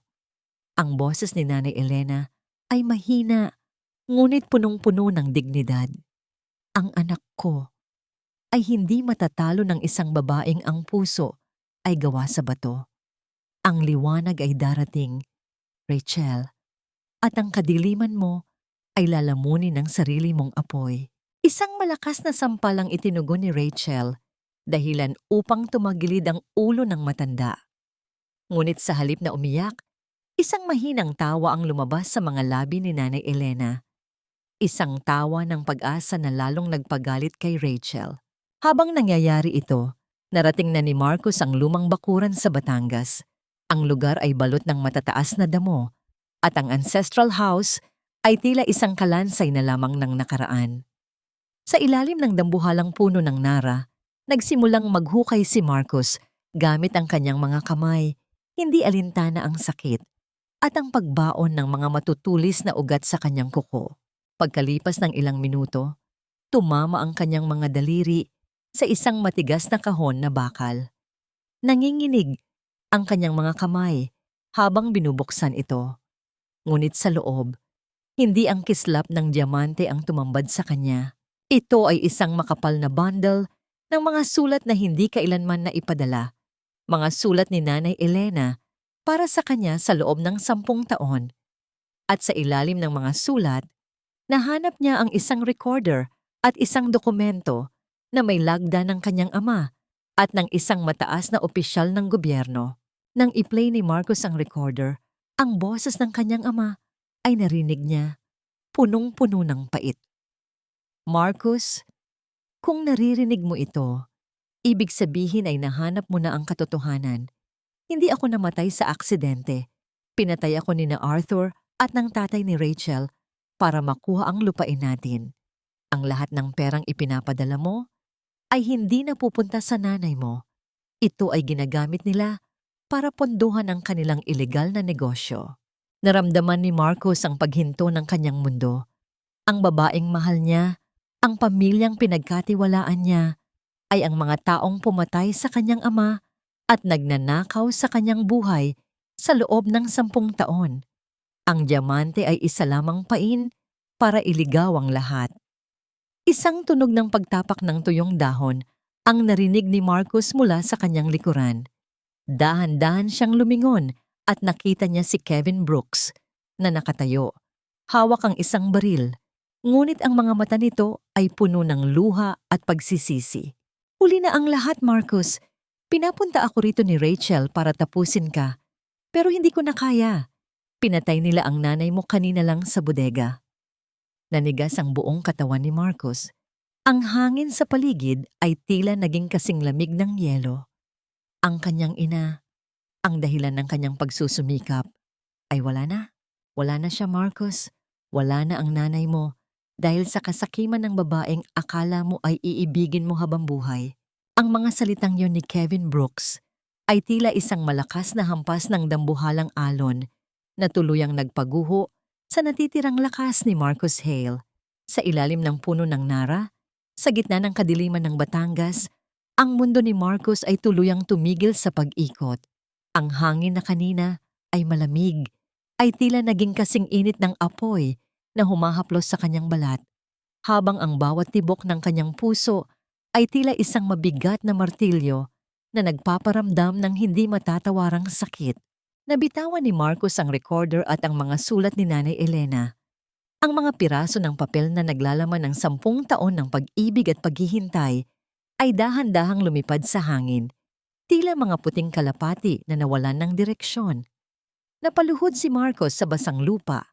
Ang kanyang mga kamay ay bumaon sa putikan hanggang sa maramdaman niya ang lamig sa ilalim ng kanyang mga kuko. Ngunit ang lamig na iyon ay wala pa sa kalahati ng paninigas ng kanyang kaluluwa. Hindi siya makahinga. Ang bawat pagtatangka niyang lumanghap ng hangin ay tila paghigop ng mga bubog na humihiwa sa kanyang lalamunan. Ang kanyang mga mata ay nananatiling dilat, nakatitig sa kawalan, habang ang mga luha ay mabilis na dumadaloy, bumabasa sa kanyang maduming mukha. Wala siyang mailabas na tunog. Ang sigaw na dapat ay yayanig sa buong kabukiran ay nanatiling nakabara sa kanyang dibdib. Isang piping pasakit na mas malupit pa sa kamatayan. Bakit? Bakit hindi niyo ako pinatay na lang? Ang boses ni Marcos ay naging isang mahinang kalos, tila isang tuyong dahon na nadurog sa ilalim ng paa. Bakit kailangang ang nanay ko pa? Wala siyang kasalanan. Wala siyang kinalaman sa kasakiman niyo. Dahan-dahang lumapit si Kevin.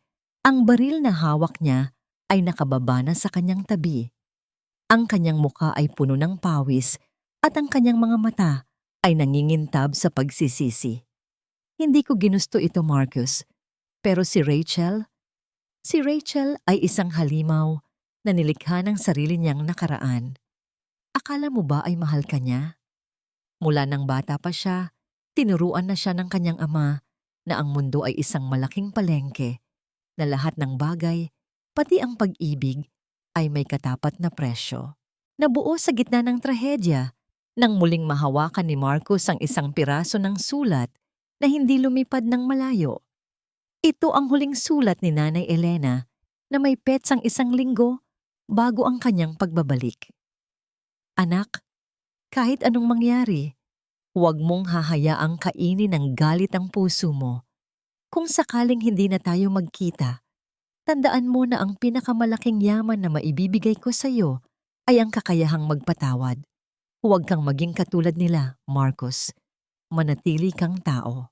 Ang mga salitang iyon na isinulat sa nanginginig na sulat kamay ng kanyang ina ay tila isang mitya na nagbigay ng panandaliang liwanag sa madilim na kaisipan ni Marcos. Ngunit bago pa man niya mayakap ang mensaheng iyon, isang malakas na kalansing ng bakal ang narinig mula sa sasakyan ni Kevin. Ang radyo sa loob nito ay biglang bumukas at ang boses ni Rachel ay umalingaw sa paligid. Malamig, mapang-asar, at puno ng tagumpay. Kevin, tapos na ba? Siguraduhin mong wala nang bakas na maiiwan. At sabihin mo kay Marcos, kung naririnig man niya ito, na ang nanay niya ay hindi namatay ng mabilis. Narinig ko ang bawat huling hiling niya at ang tanging pangalan na tinawag niya ay ang pangalan mo. Napakapatetiko, di ba? Isang matinding panginginig ang bumalot sa katawan ni Marcos. Ngunit sa pagkakataong ito, hindi ito panginginig ng takot o panghihina. Ito ay ang panginginig ng isang taong wala nang natitira, kundi ang katarungan. Dahan-dahan siyang tumayo, pinapantayan ng tingin ni Kevin. Ang kanyang mga mata, na kanina ay puno ng luha, ngayon ay tila dalawang nagbabagang uling na handang tumupok sa lahat. Nasaan siya? Ang tanong ni Marcos, ang kanyang boses ay tila isang bulong ng demonyo. Marcos, huwag kang pumunta roon. Isang patibong ang inihanda niya sa mansyon. Susunugin niya ang lahat para makuha ang insurance at para burahin ang lahat ng ebidensya ng pag-iral ni Nanay Elena.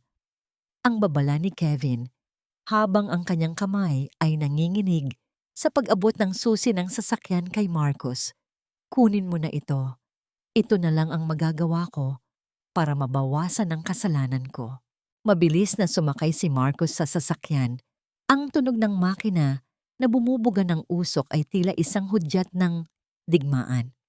Habang mabilis na nagmamaneho pabalik ng Maynila, ang tanging imaheng nasa isipan niya ay ang kanyang ina. Hindi ang dugo ang katawan nito, kundi ang nangiti nito habang nagluluto ng paborito niyang ulam noong bata pa siya. Ngunit may isang bagay na hindi alam ni Kevin. May isang lihim na hindi pa nabubunyag tungkol sa gabing iyon sa bodega. Habang papalapit si Marcos sa mansyong naglalagablab na sa apoy, nakita niya ang isang maliit na figura na tumatakbo palabas ng gate. Bit-bit ang isang mabigat na bundle ng tela. Iyon ay si Lily. At ang bundle na dala niya ay gumagalaw at humihinga. Buhay ba talaga si Nanay Elena?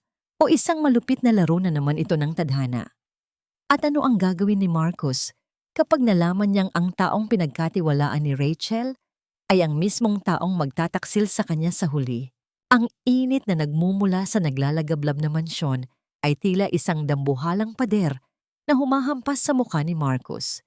Ang bawat paglanghap niya ng hangin ay tila paghigop ng nagbabagang uling, ngunit ang lahat ng sakit na yon ay nawala nang makita niya ang maliit na figurang mabilis na tumatakbo palabas ng gate. Si Lily, na punong-puno ng uling ang muka at punit-punit ang duster, ay hila-hila ang isang malaking bundle ng makakapal na kumot na nakapatong sa isang lumang karitong kahoy. Lily! Nay! Ang sigaw ni Marcos ay naging isang pagsamo habang mabilis siyang tumatakbo patungo sa kanila. Ang kanyang mga binti ay tila nanginginig sa bawat hakbang, ngunit ang adrenaline na dumadaloy sa kanyang mga ugat ay nagbigay sa kanya ng lakas na hindi niya inakalang taglay niya. Nang marating niya ang karito, mabilis niyang hinawi ang mga kumot. Doon, sa ilalim ng mga basang tela na sadyang ginamit ni Lily para hindi masunog, ay nakahiga si Nanay Elena. Ang matanda ay tila walang malay, ngunit ang mahinang pag-akyat at pagbaba ng kanyang dibdib ay ang pinakamagandang tanawing nakita ni Marcos sa buong buhay niya. Buhay ang kanyang ina. Ang balita ni Kevin ay isang malupit na kasinungalingan para lamang wasakin ang kanyang espiritu. Kuya Marcos! Kuya! Iligtas niyo si Lola. Ang iyak ni Lily habang yumayakap sa binti ni Marcus. Ang bata ay nanginginig.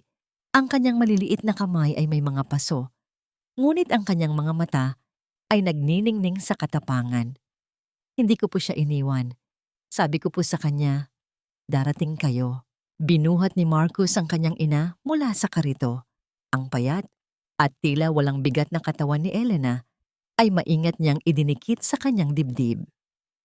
Sa gitna ng kaguluhan, idinilat ni Nanay Elena ang kanyang mga mata ng bahagya. Hinawakan niya ang pisngi ni Marcus gamit ang kanyang nanginginig na kamay. Anak, alam kong darating ka. Ang mahinang bulong ng ina bago muling pumikit. Ngunit ang kapayapaang iyon ay panandalian lamang. Isang malakas na pagyanig ng lupa ang naramdaman nang tuluyang gumuho ang bahagi ng ikalawang palapag ng mansyon. Mula sa itaas, sa balkonahing lamon na ng apoy, ay narinig ang isang matinis at nakakatakot na tili. Ang mga papeles, ang mga diamante. Nasaan ang mga diamante ko? Si Rachel. Nakatayo siya sa gilid ng bumabagsak na balkonahe. Ang kanyang buhok ay gulo-gulo at ang kanyang suot na sidang damit ay nagsisimula na ring masunog sa dulo. Ang kanyang mga mata ay nanlilisik, tila isang taong tuluyan nang nawala sa katinuan.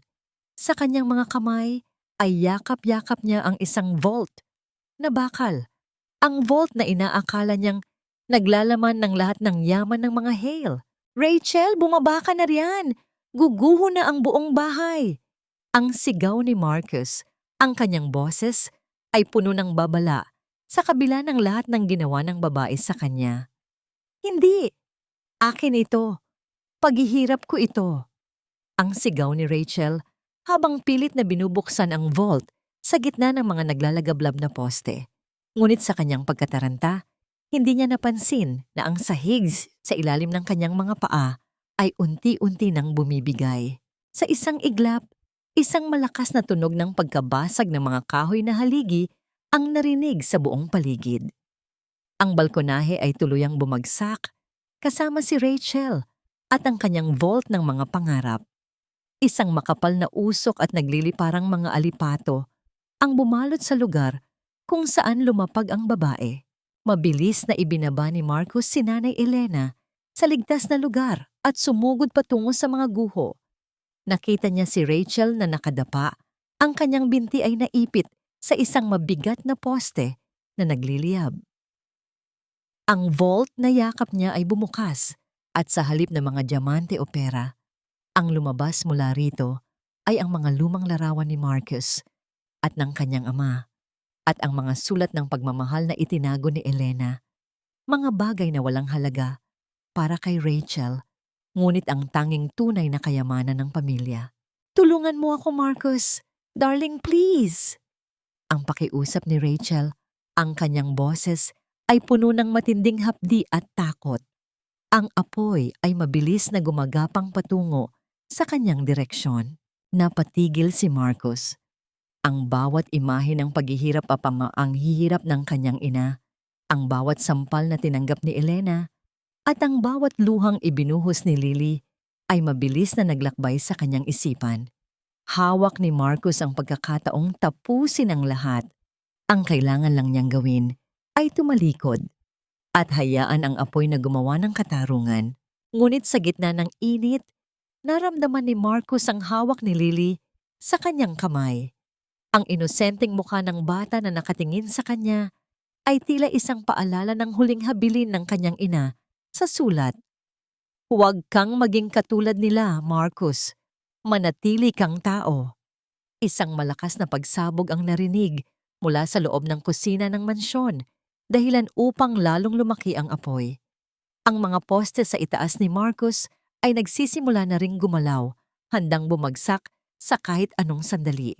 Ililigtas ba ni Marcos ang babaeng sumira sa kanyang buhay o hahayaan niya itong mamatay? Sa gitna ng impyernong mismong ito ang nag-umpisa.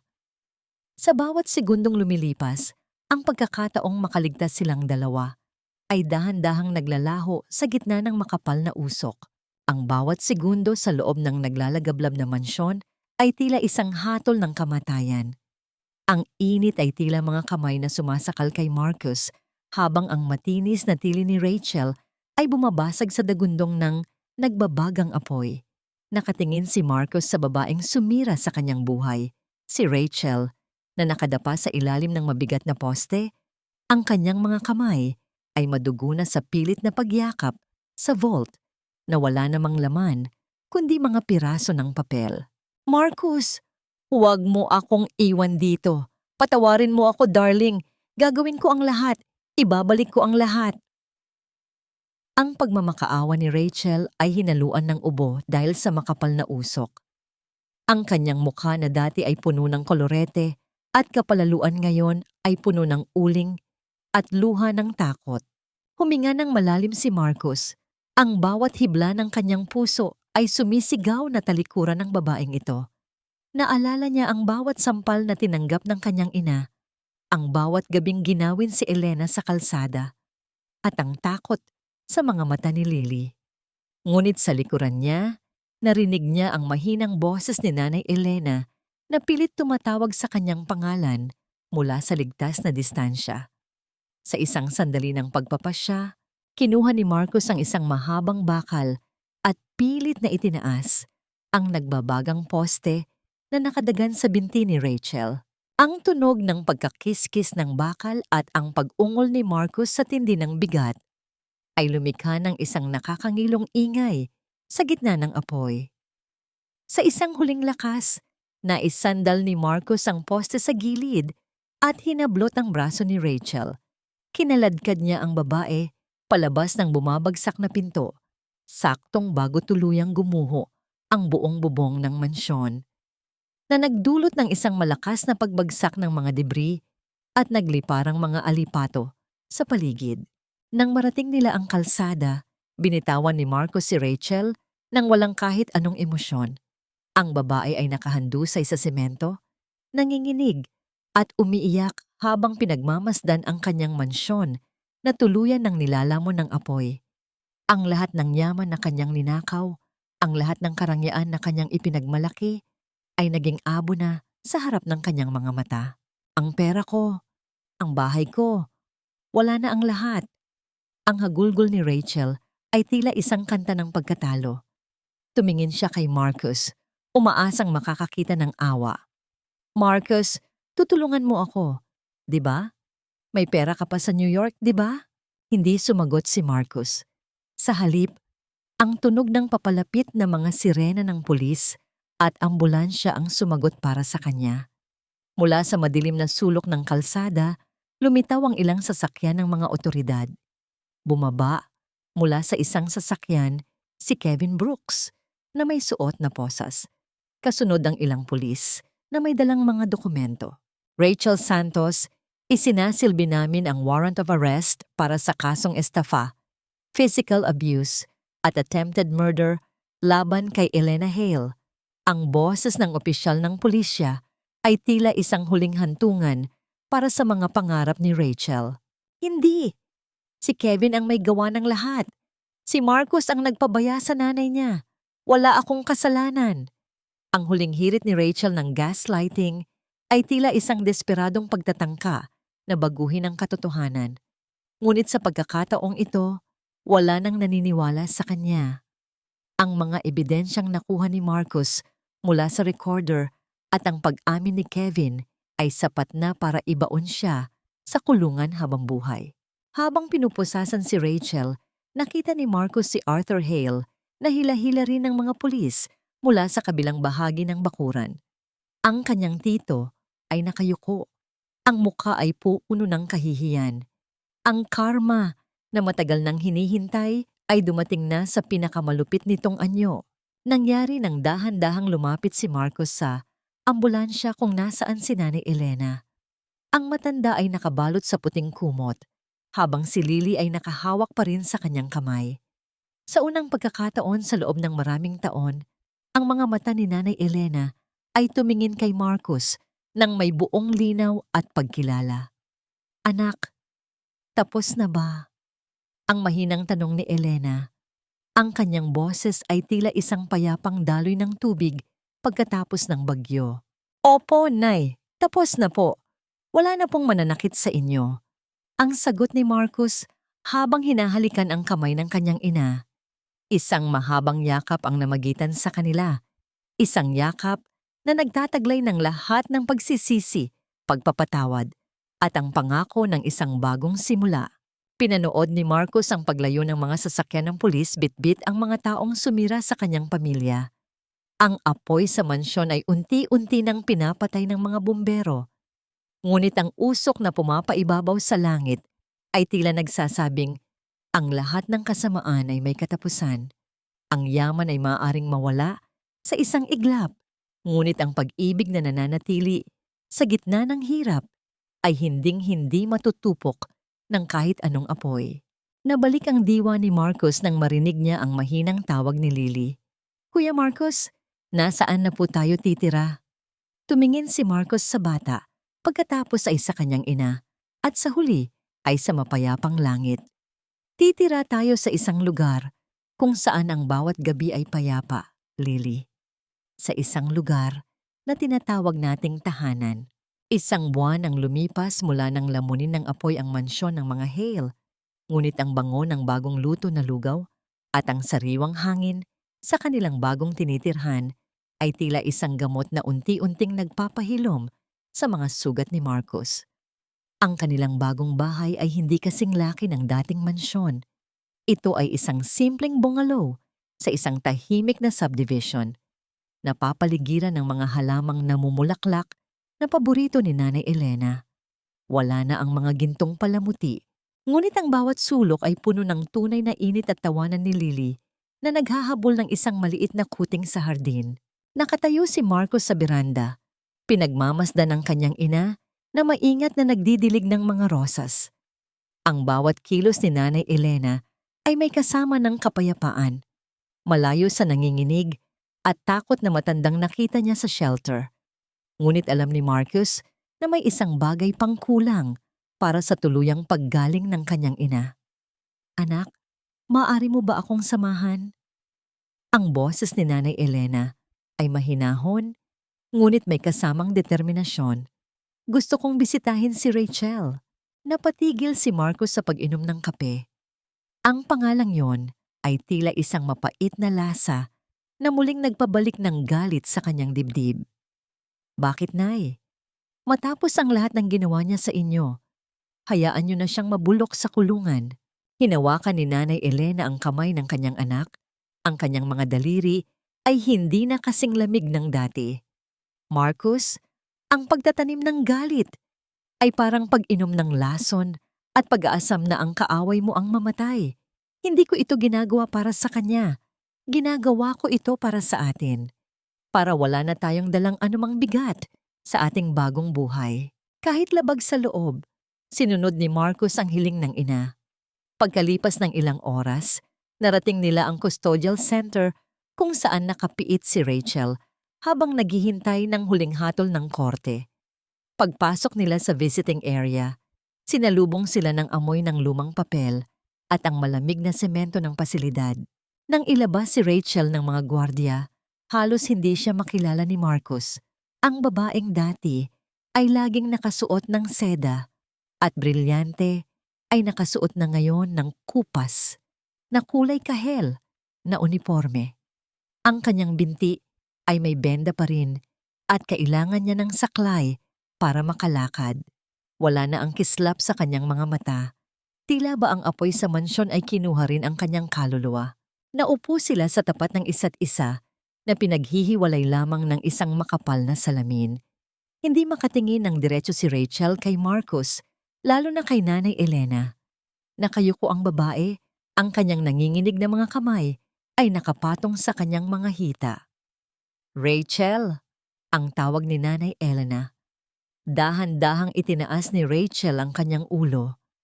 Inaasahan niyang makakakita siya ng panunumbat o pangungutya sa mukha ng matanda. Ngunit ang tanging nakita niya ay isang malalim na pag-unawa. Narito ako para dalhan ka nito, sabi ni Nanay Elena habang inilalagay sa maliit na siwang ng mesa ang isang lalagyan ng mainit na ulam, ang paboritong adobo ni Rachel noong bago pa ito naging halimaw sa kanilang buhay. Alam kong hindi masarap ang pagkain dito. Kumain ka ng mabuti. Ang unang patak ng luha ay dumaloy sa pisngi ni Rachel na sinundan ng isang mahabang hikbi na tila isang dam na biglang bumigay. Hindi ito ang luha ng pagpapanggap para makakuha ng awa. Ito ang luha ng isang taong tuluyan nang nadurog ng sariling kasalanan. Bakit? Bakit kayo nandito? Ang boses ni Rachel ay basag at puno ng hapdi. Pinagtangkaan ko ang buhay niyo. Ninakaw ko ang lahat sa inyo. Dapat ay natutuwa kayong makita akong ganito. Rachel, pinapatawad na kita. Ang boses ni Nanay Elena ay matatag, tila isang anghel na nagbibigay ng bendisyon. Hindi dahil tama ang ginawa mo, kundi dahil ayaw ko nang mabuhay sa nakaraan. Naway mahanap mo rin ang paraan para mapatawad ang sarili mo at magsimula muli kapag natapos na ang iyong parusa. Napatakip ng mukha si Rachel. Ang kanyang paghagulgol ay tila isang malakas na tunog sa katahimikan ng silid.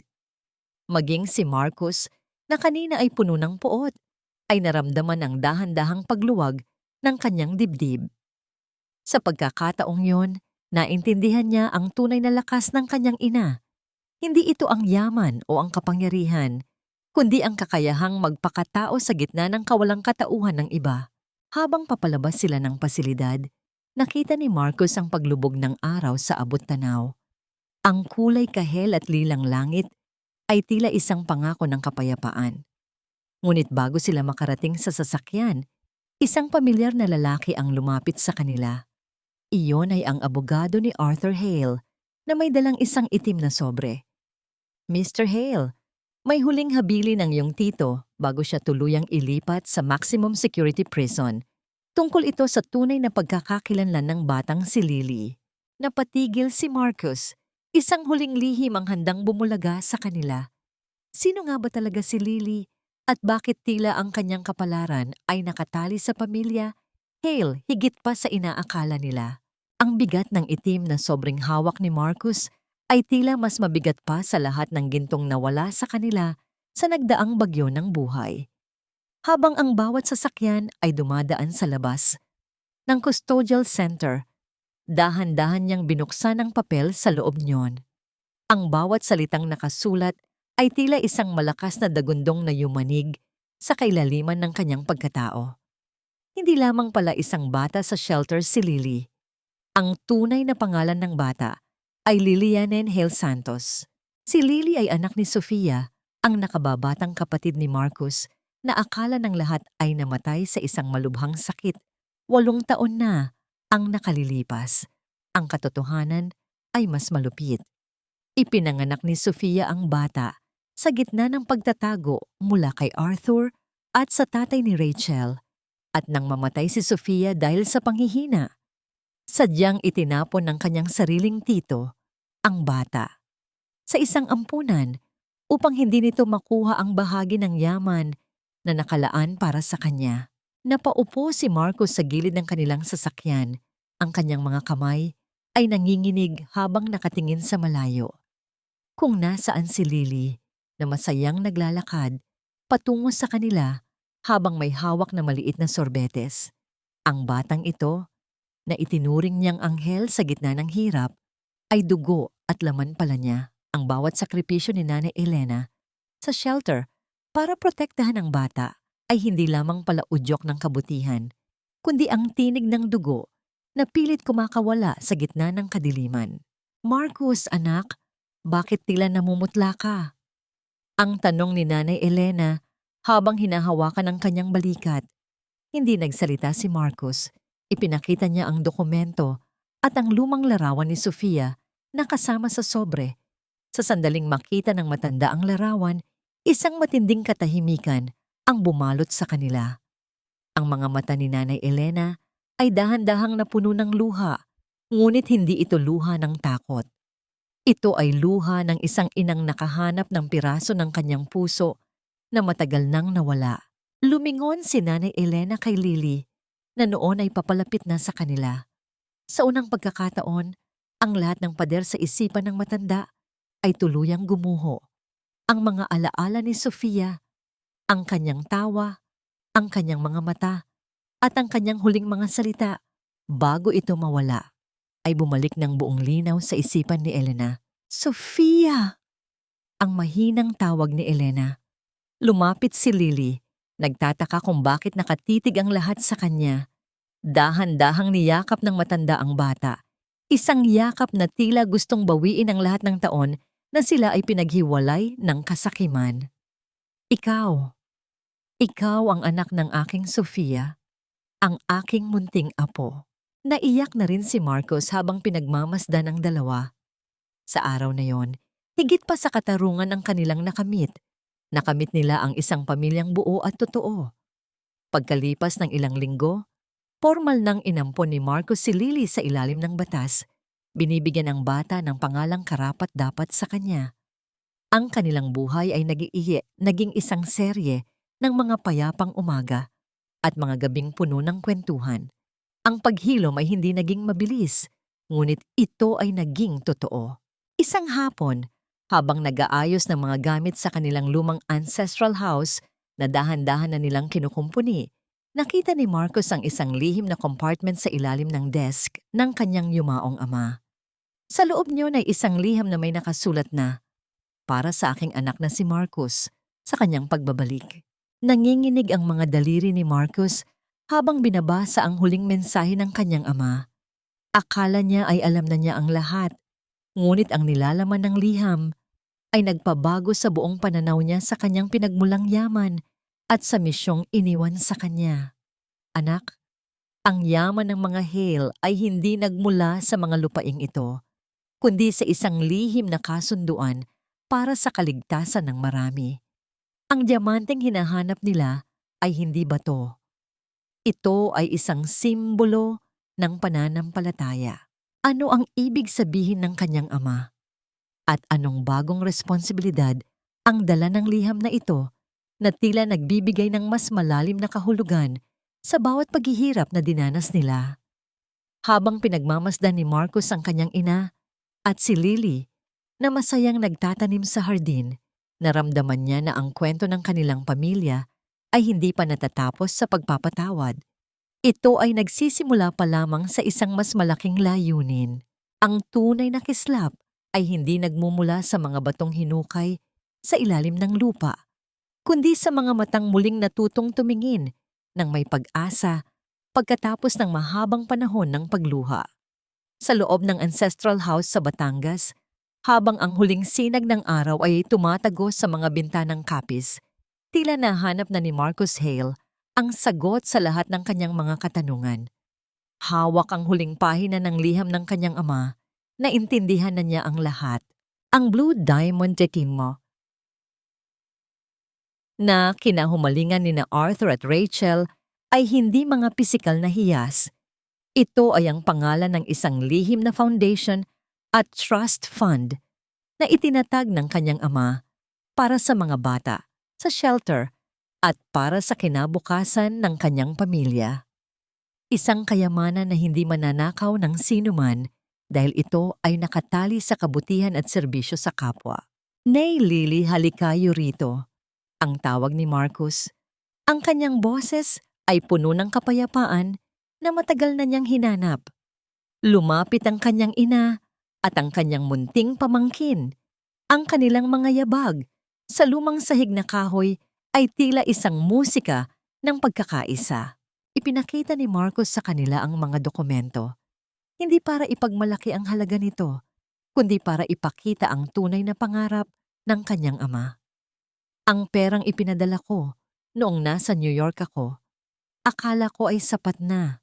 Pero ang katotohanan, ang pinakamalaking pagkakamali ko ay ang pag-aakalang ang pera ang solusyon sa lahat. Ang pamilya ay hindi pinatatakbo ng bank account, kundi ng bawat segundong magkakasama tayo sa hapagkainan. Nabuo sa gitna ng silid ng dahan-dahang hawakan ni Nanay Elena ang mukha ni Marcos. Ang kanyang mga mata, na dati ay balot ng takot at dilim, Ngayon ay nagniningning na tila mga tunay na diamante. Anak, ang yaman ay parang buhangin sa dalampasigan. Kahit gaano mo higpitan ang kapit, kusang dumudulas ito sa iyong mga daliri. Ngunit ang pagmamahal, iyan ang lupang tinatayuan natin. Iyan ang hindi kailanman magigiba ng anumang bagyo. Niyakap ni Marcus ang kanyang ina at si Lily ng sabay. Ang init ng kanilang mga katawan ay tila isang kapa na nagpoprotekta sa kanila mula sa anumang lamig ng nakaraan. Sa labas, ang mga ibon ay nagsisimula na ring maghanap ng kanilang mga pugad habang ang hangin ay humahaplos sa mga dahon ng puno ng nara na tila bumubulong ng pasasalamat. Napagpasyahan ni Marcus na gamitin ang natitirang yaman para muling itayo ang Shelter of Hope. Ngunit sa pagkakataong ito, hindi lang ito magiging isang gusali. Ito ay magiging isang tahanan kung saan ang mga matatanda at mga batang ulila ay mamumuhay ng may dangal. Ang bawat sentimong pinaghirapan niya ay mapupunta na sa tamang direksyon, ang pagpapatuloy ng misyong iniwan ng kanyang ama. Paglipas ng ilang oras, habang sila ay naghahanda para sa hapunan, lumapit si Lily kay Marcus at hinila ang dulo ng kanyang barong. Kuya Marcus, hindi na po ba kayo aalis? Hindi niyo na po ba kami iiwan para magtrabaho sa malayo? Napaluhod si Marcus at hinalikan ang noo ng bata. Hinding-hindi na, Lily. Ang tunay na trabaho ko ngayon ay siguraduhing tuwing magigising kayo ni Lola, ako ang unang makikita nyo. Wala nang halaga ng pera ang makakapagpalayo sa akin sa inyong dalawa. Sa hapagkainan, habang sila ay nagdarasal bago kumain, naramdaman ni Marcus ang presensya ng kanyang ama na tila nakangiti sa kanila mula sa kabilang buhay.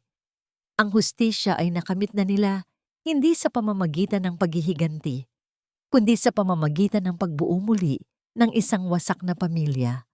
Ang bawat subo ng pagkain, ang bawat tawa ni Lily, at ang bawat buntong hininga ng ginhawa ni Nanay Elena ay ang tunay na kayamanan na hindi kailanman matutunaw ng apoy o mananakaw ng kasakiman. Nay, hindi na kita iiwan kahit kailan. Ang huling pangako ni Marcus bago nila tinapos ang kanilang masayang hapunan. Ang gabi ay lumalim, ngunit ang kanilang tahanan ay nanatiling maliwanag. Hindi dahil sa mga mamahaling bumbilya, kundi dahil sa liwanag na nagmumula sa loob ng kanilang mga puso. Ang kwento ni Marcus Hale at ni Nanay Elena ay hindi nagtatapos sa sakit, kundi sa isang walang hanggang simula ng pagmamahalan at pag-asa. Lumipas ang 3 taon na tila isang banayad na agos ng ilog pagkatapos ng isang malakas na bagyo. Ang lupain sa Batangas, kung saan dati ay may nakatayong wasak na bodega, ngayon ay kinatatayuan na ng Hale Foundation Home, isang maliit na paraiso para sa mga lolo at lola na wala nang matuluyan at para sa mga batang tulad ni Lily na nangangailangan ng pagkalinga. Hindi ito isang institusyon, ito ay isang tahanan kung saan ang bawat pader ay pininturahan ng kulay ng pag-asa at ang bawat silid ay amoy, sariwang luto at pagmamahal. Nakatayo si Marcus Hale sa ilalim ng dambuhalang puno ng nara. Pinagmamasdan ang paglubog ng araw na nagbibigay ng kulay ginto sa buong paligid. Ang kanyang mukha ay mayroon ng mangilan-ngilang guhit ng edad, ngunit ang kanyang mga mata ay wala na ang bigat ng nakaraan. Wala na ang kanyang mamahaling coat. Suot niya ang isang simpleng t-shirt at tsinelas, habang ang kanyang mga kamay ay may mga bahid ng lupa mula sa pagtatanim sa hardin kaninang umaga. Marcus, darling, ang lugaw ay handa na, baka lumamig. Ang tawag ni Nanay Elena mula sa beranda. Napangiti si Marcus. Ang tawag na darling ay sadyang ginagamit na ngayon ng kanyang ina bilang biro. Isang pagpapakita na ang sugat na iniwan ni Rachel ay tuluyan ng naghilom sa pamamagitan ng katatawanan at pagpapatawad. Si Nanay Elena ay mukhang mas bata kaysa sa kanyang tunay na edad. Ang kanyang buhok ay maayos na nakapusod at ang kanyang mga mata ay nagniningning sa tuwa habang inaayos ang lamesa sa labas. Si Lily, na ngayon ay isang masiglang dalagita na, ay mabilis na tumatakbo patungo kay Marcus. Hawak niya ang isang medalya mula sa paaralan. Tito Marcus, tingnan niyo po. Ako ang nanguna sa aming klase sa pagsulat ng tula. Ang galing mo talaga. Munting Sofia ko, sabi ni Marcus habang ginugulo ng bahagya ang buhok ng bata. Sa bawat ngiti ni Lily, nakikita niya ang kanyang yumaong kapatid. At sa bawat tagumpay ng bata, nararamdaman niya ang katuwaan ng kanyang ama mula sa langit. Sa isang sulok ng kanilang hapagkainan, may isang bakanting silya na laging may nakapatong na puting rosas. Ito ay para sa kanyang ama at sa kanyang kapatid na si Sofia. Ang kanilang alaala ay hindi na nagdadala ng pait, kundi nagsisilbing gabay sa bawat desisyong ginagawa ni Marcus para sa foundation. Nabalik ang diwa ni Marcus sa huling pagkakataon na narinig niya ang balita tungkol kay Rachel at Arthur. Si Rachel ay nananatiling nakapiit at ayon sa mga balita, siya ay naging isang relihiyosang tagapagturo sa loob ng kulungan. Pinatawad na sila ni Marcus, hindi dahil sa nararapat sila sa kapatawaran, kundi dahil ayaw niyang mabulok ang kanyang sariling kaluluwa sa poot. Ang katarungan ng batas ay tapos na. Ang katarungan ng langit ay hinahayaan na niya sa Diyos. Nay, tawag ni Marcus habang nauupo sila para sa hapunan. Salamat sa hindi pagsuko sa akin nung ako ay naliligaw pa sa New York. Hinawakan ni Nanay Elena ang kamay ng kanyang anak. Ang isang ina, Marcus, ay hinding-hindi bibitaw kahit gaano kalayo ang tinatahak ng kanyang anak. Ang mahalaga ay narito ka na at ang tunay na diamante ay muli nating nahanap sa loob ng ating tahanan. Ang tunog ng mga kuliglig sa paligid at ang mahinang paghampas ng hangin sa mga sanga ng puno ng nara ay lumilikha ng isang payapang himig sa katahimikan ng gabi. Habang magkahawak kamay silang nagdarasal, naintindihan ni Marcus ang pinakamahalagang aral ng kanyang buhay. Ang pera ay maaaring mawala. Ang mansyon ay maaaring maging abo. At ang yaman ay maaaring nakawin. Ngunit ang pag-ibig na nagmumula sa presensya, ang bawat sandaling magkasama, ang bawat haplos ng kamay, at ang bawat pakikinig sa hikbi ng isa't isa, ito ang kayamanang hinding-hindi matatapos at hinding-hindi mabubulok. Ang gabi ay lumalim, ngunit sa puso ng mga Hale, ang araw ay hindi na muling lulubog. Nakahanap na sila ng katarungan, nakahanap na sila ng kapayapaan, at higit sa lahat, nakahanap sila ng daan patungo sa isa't isa.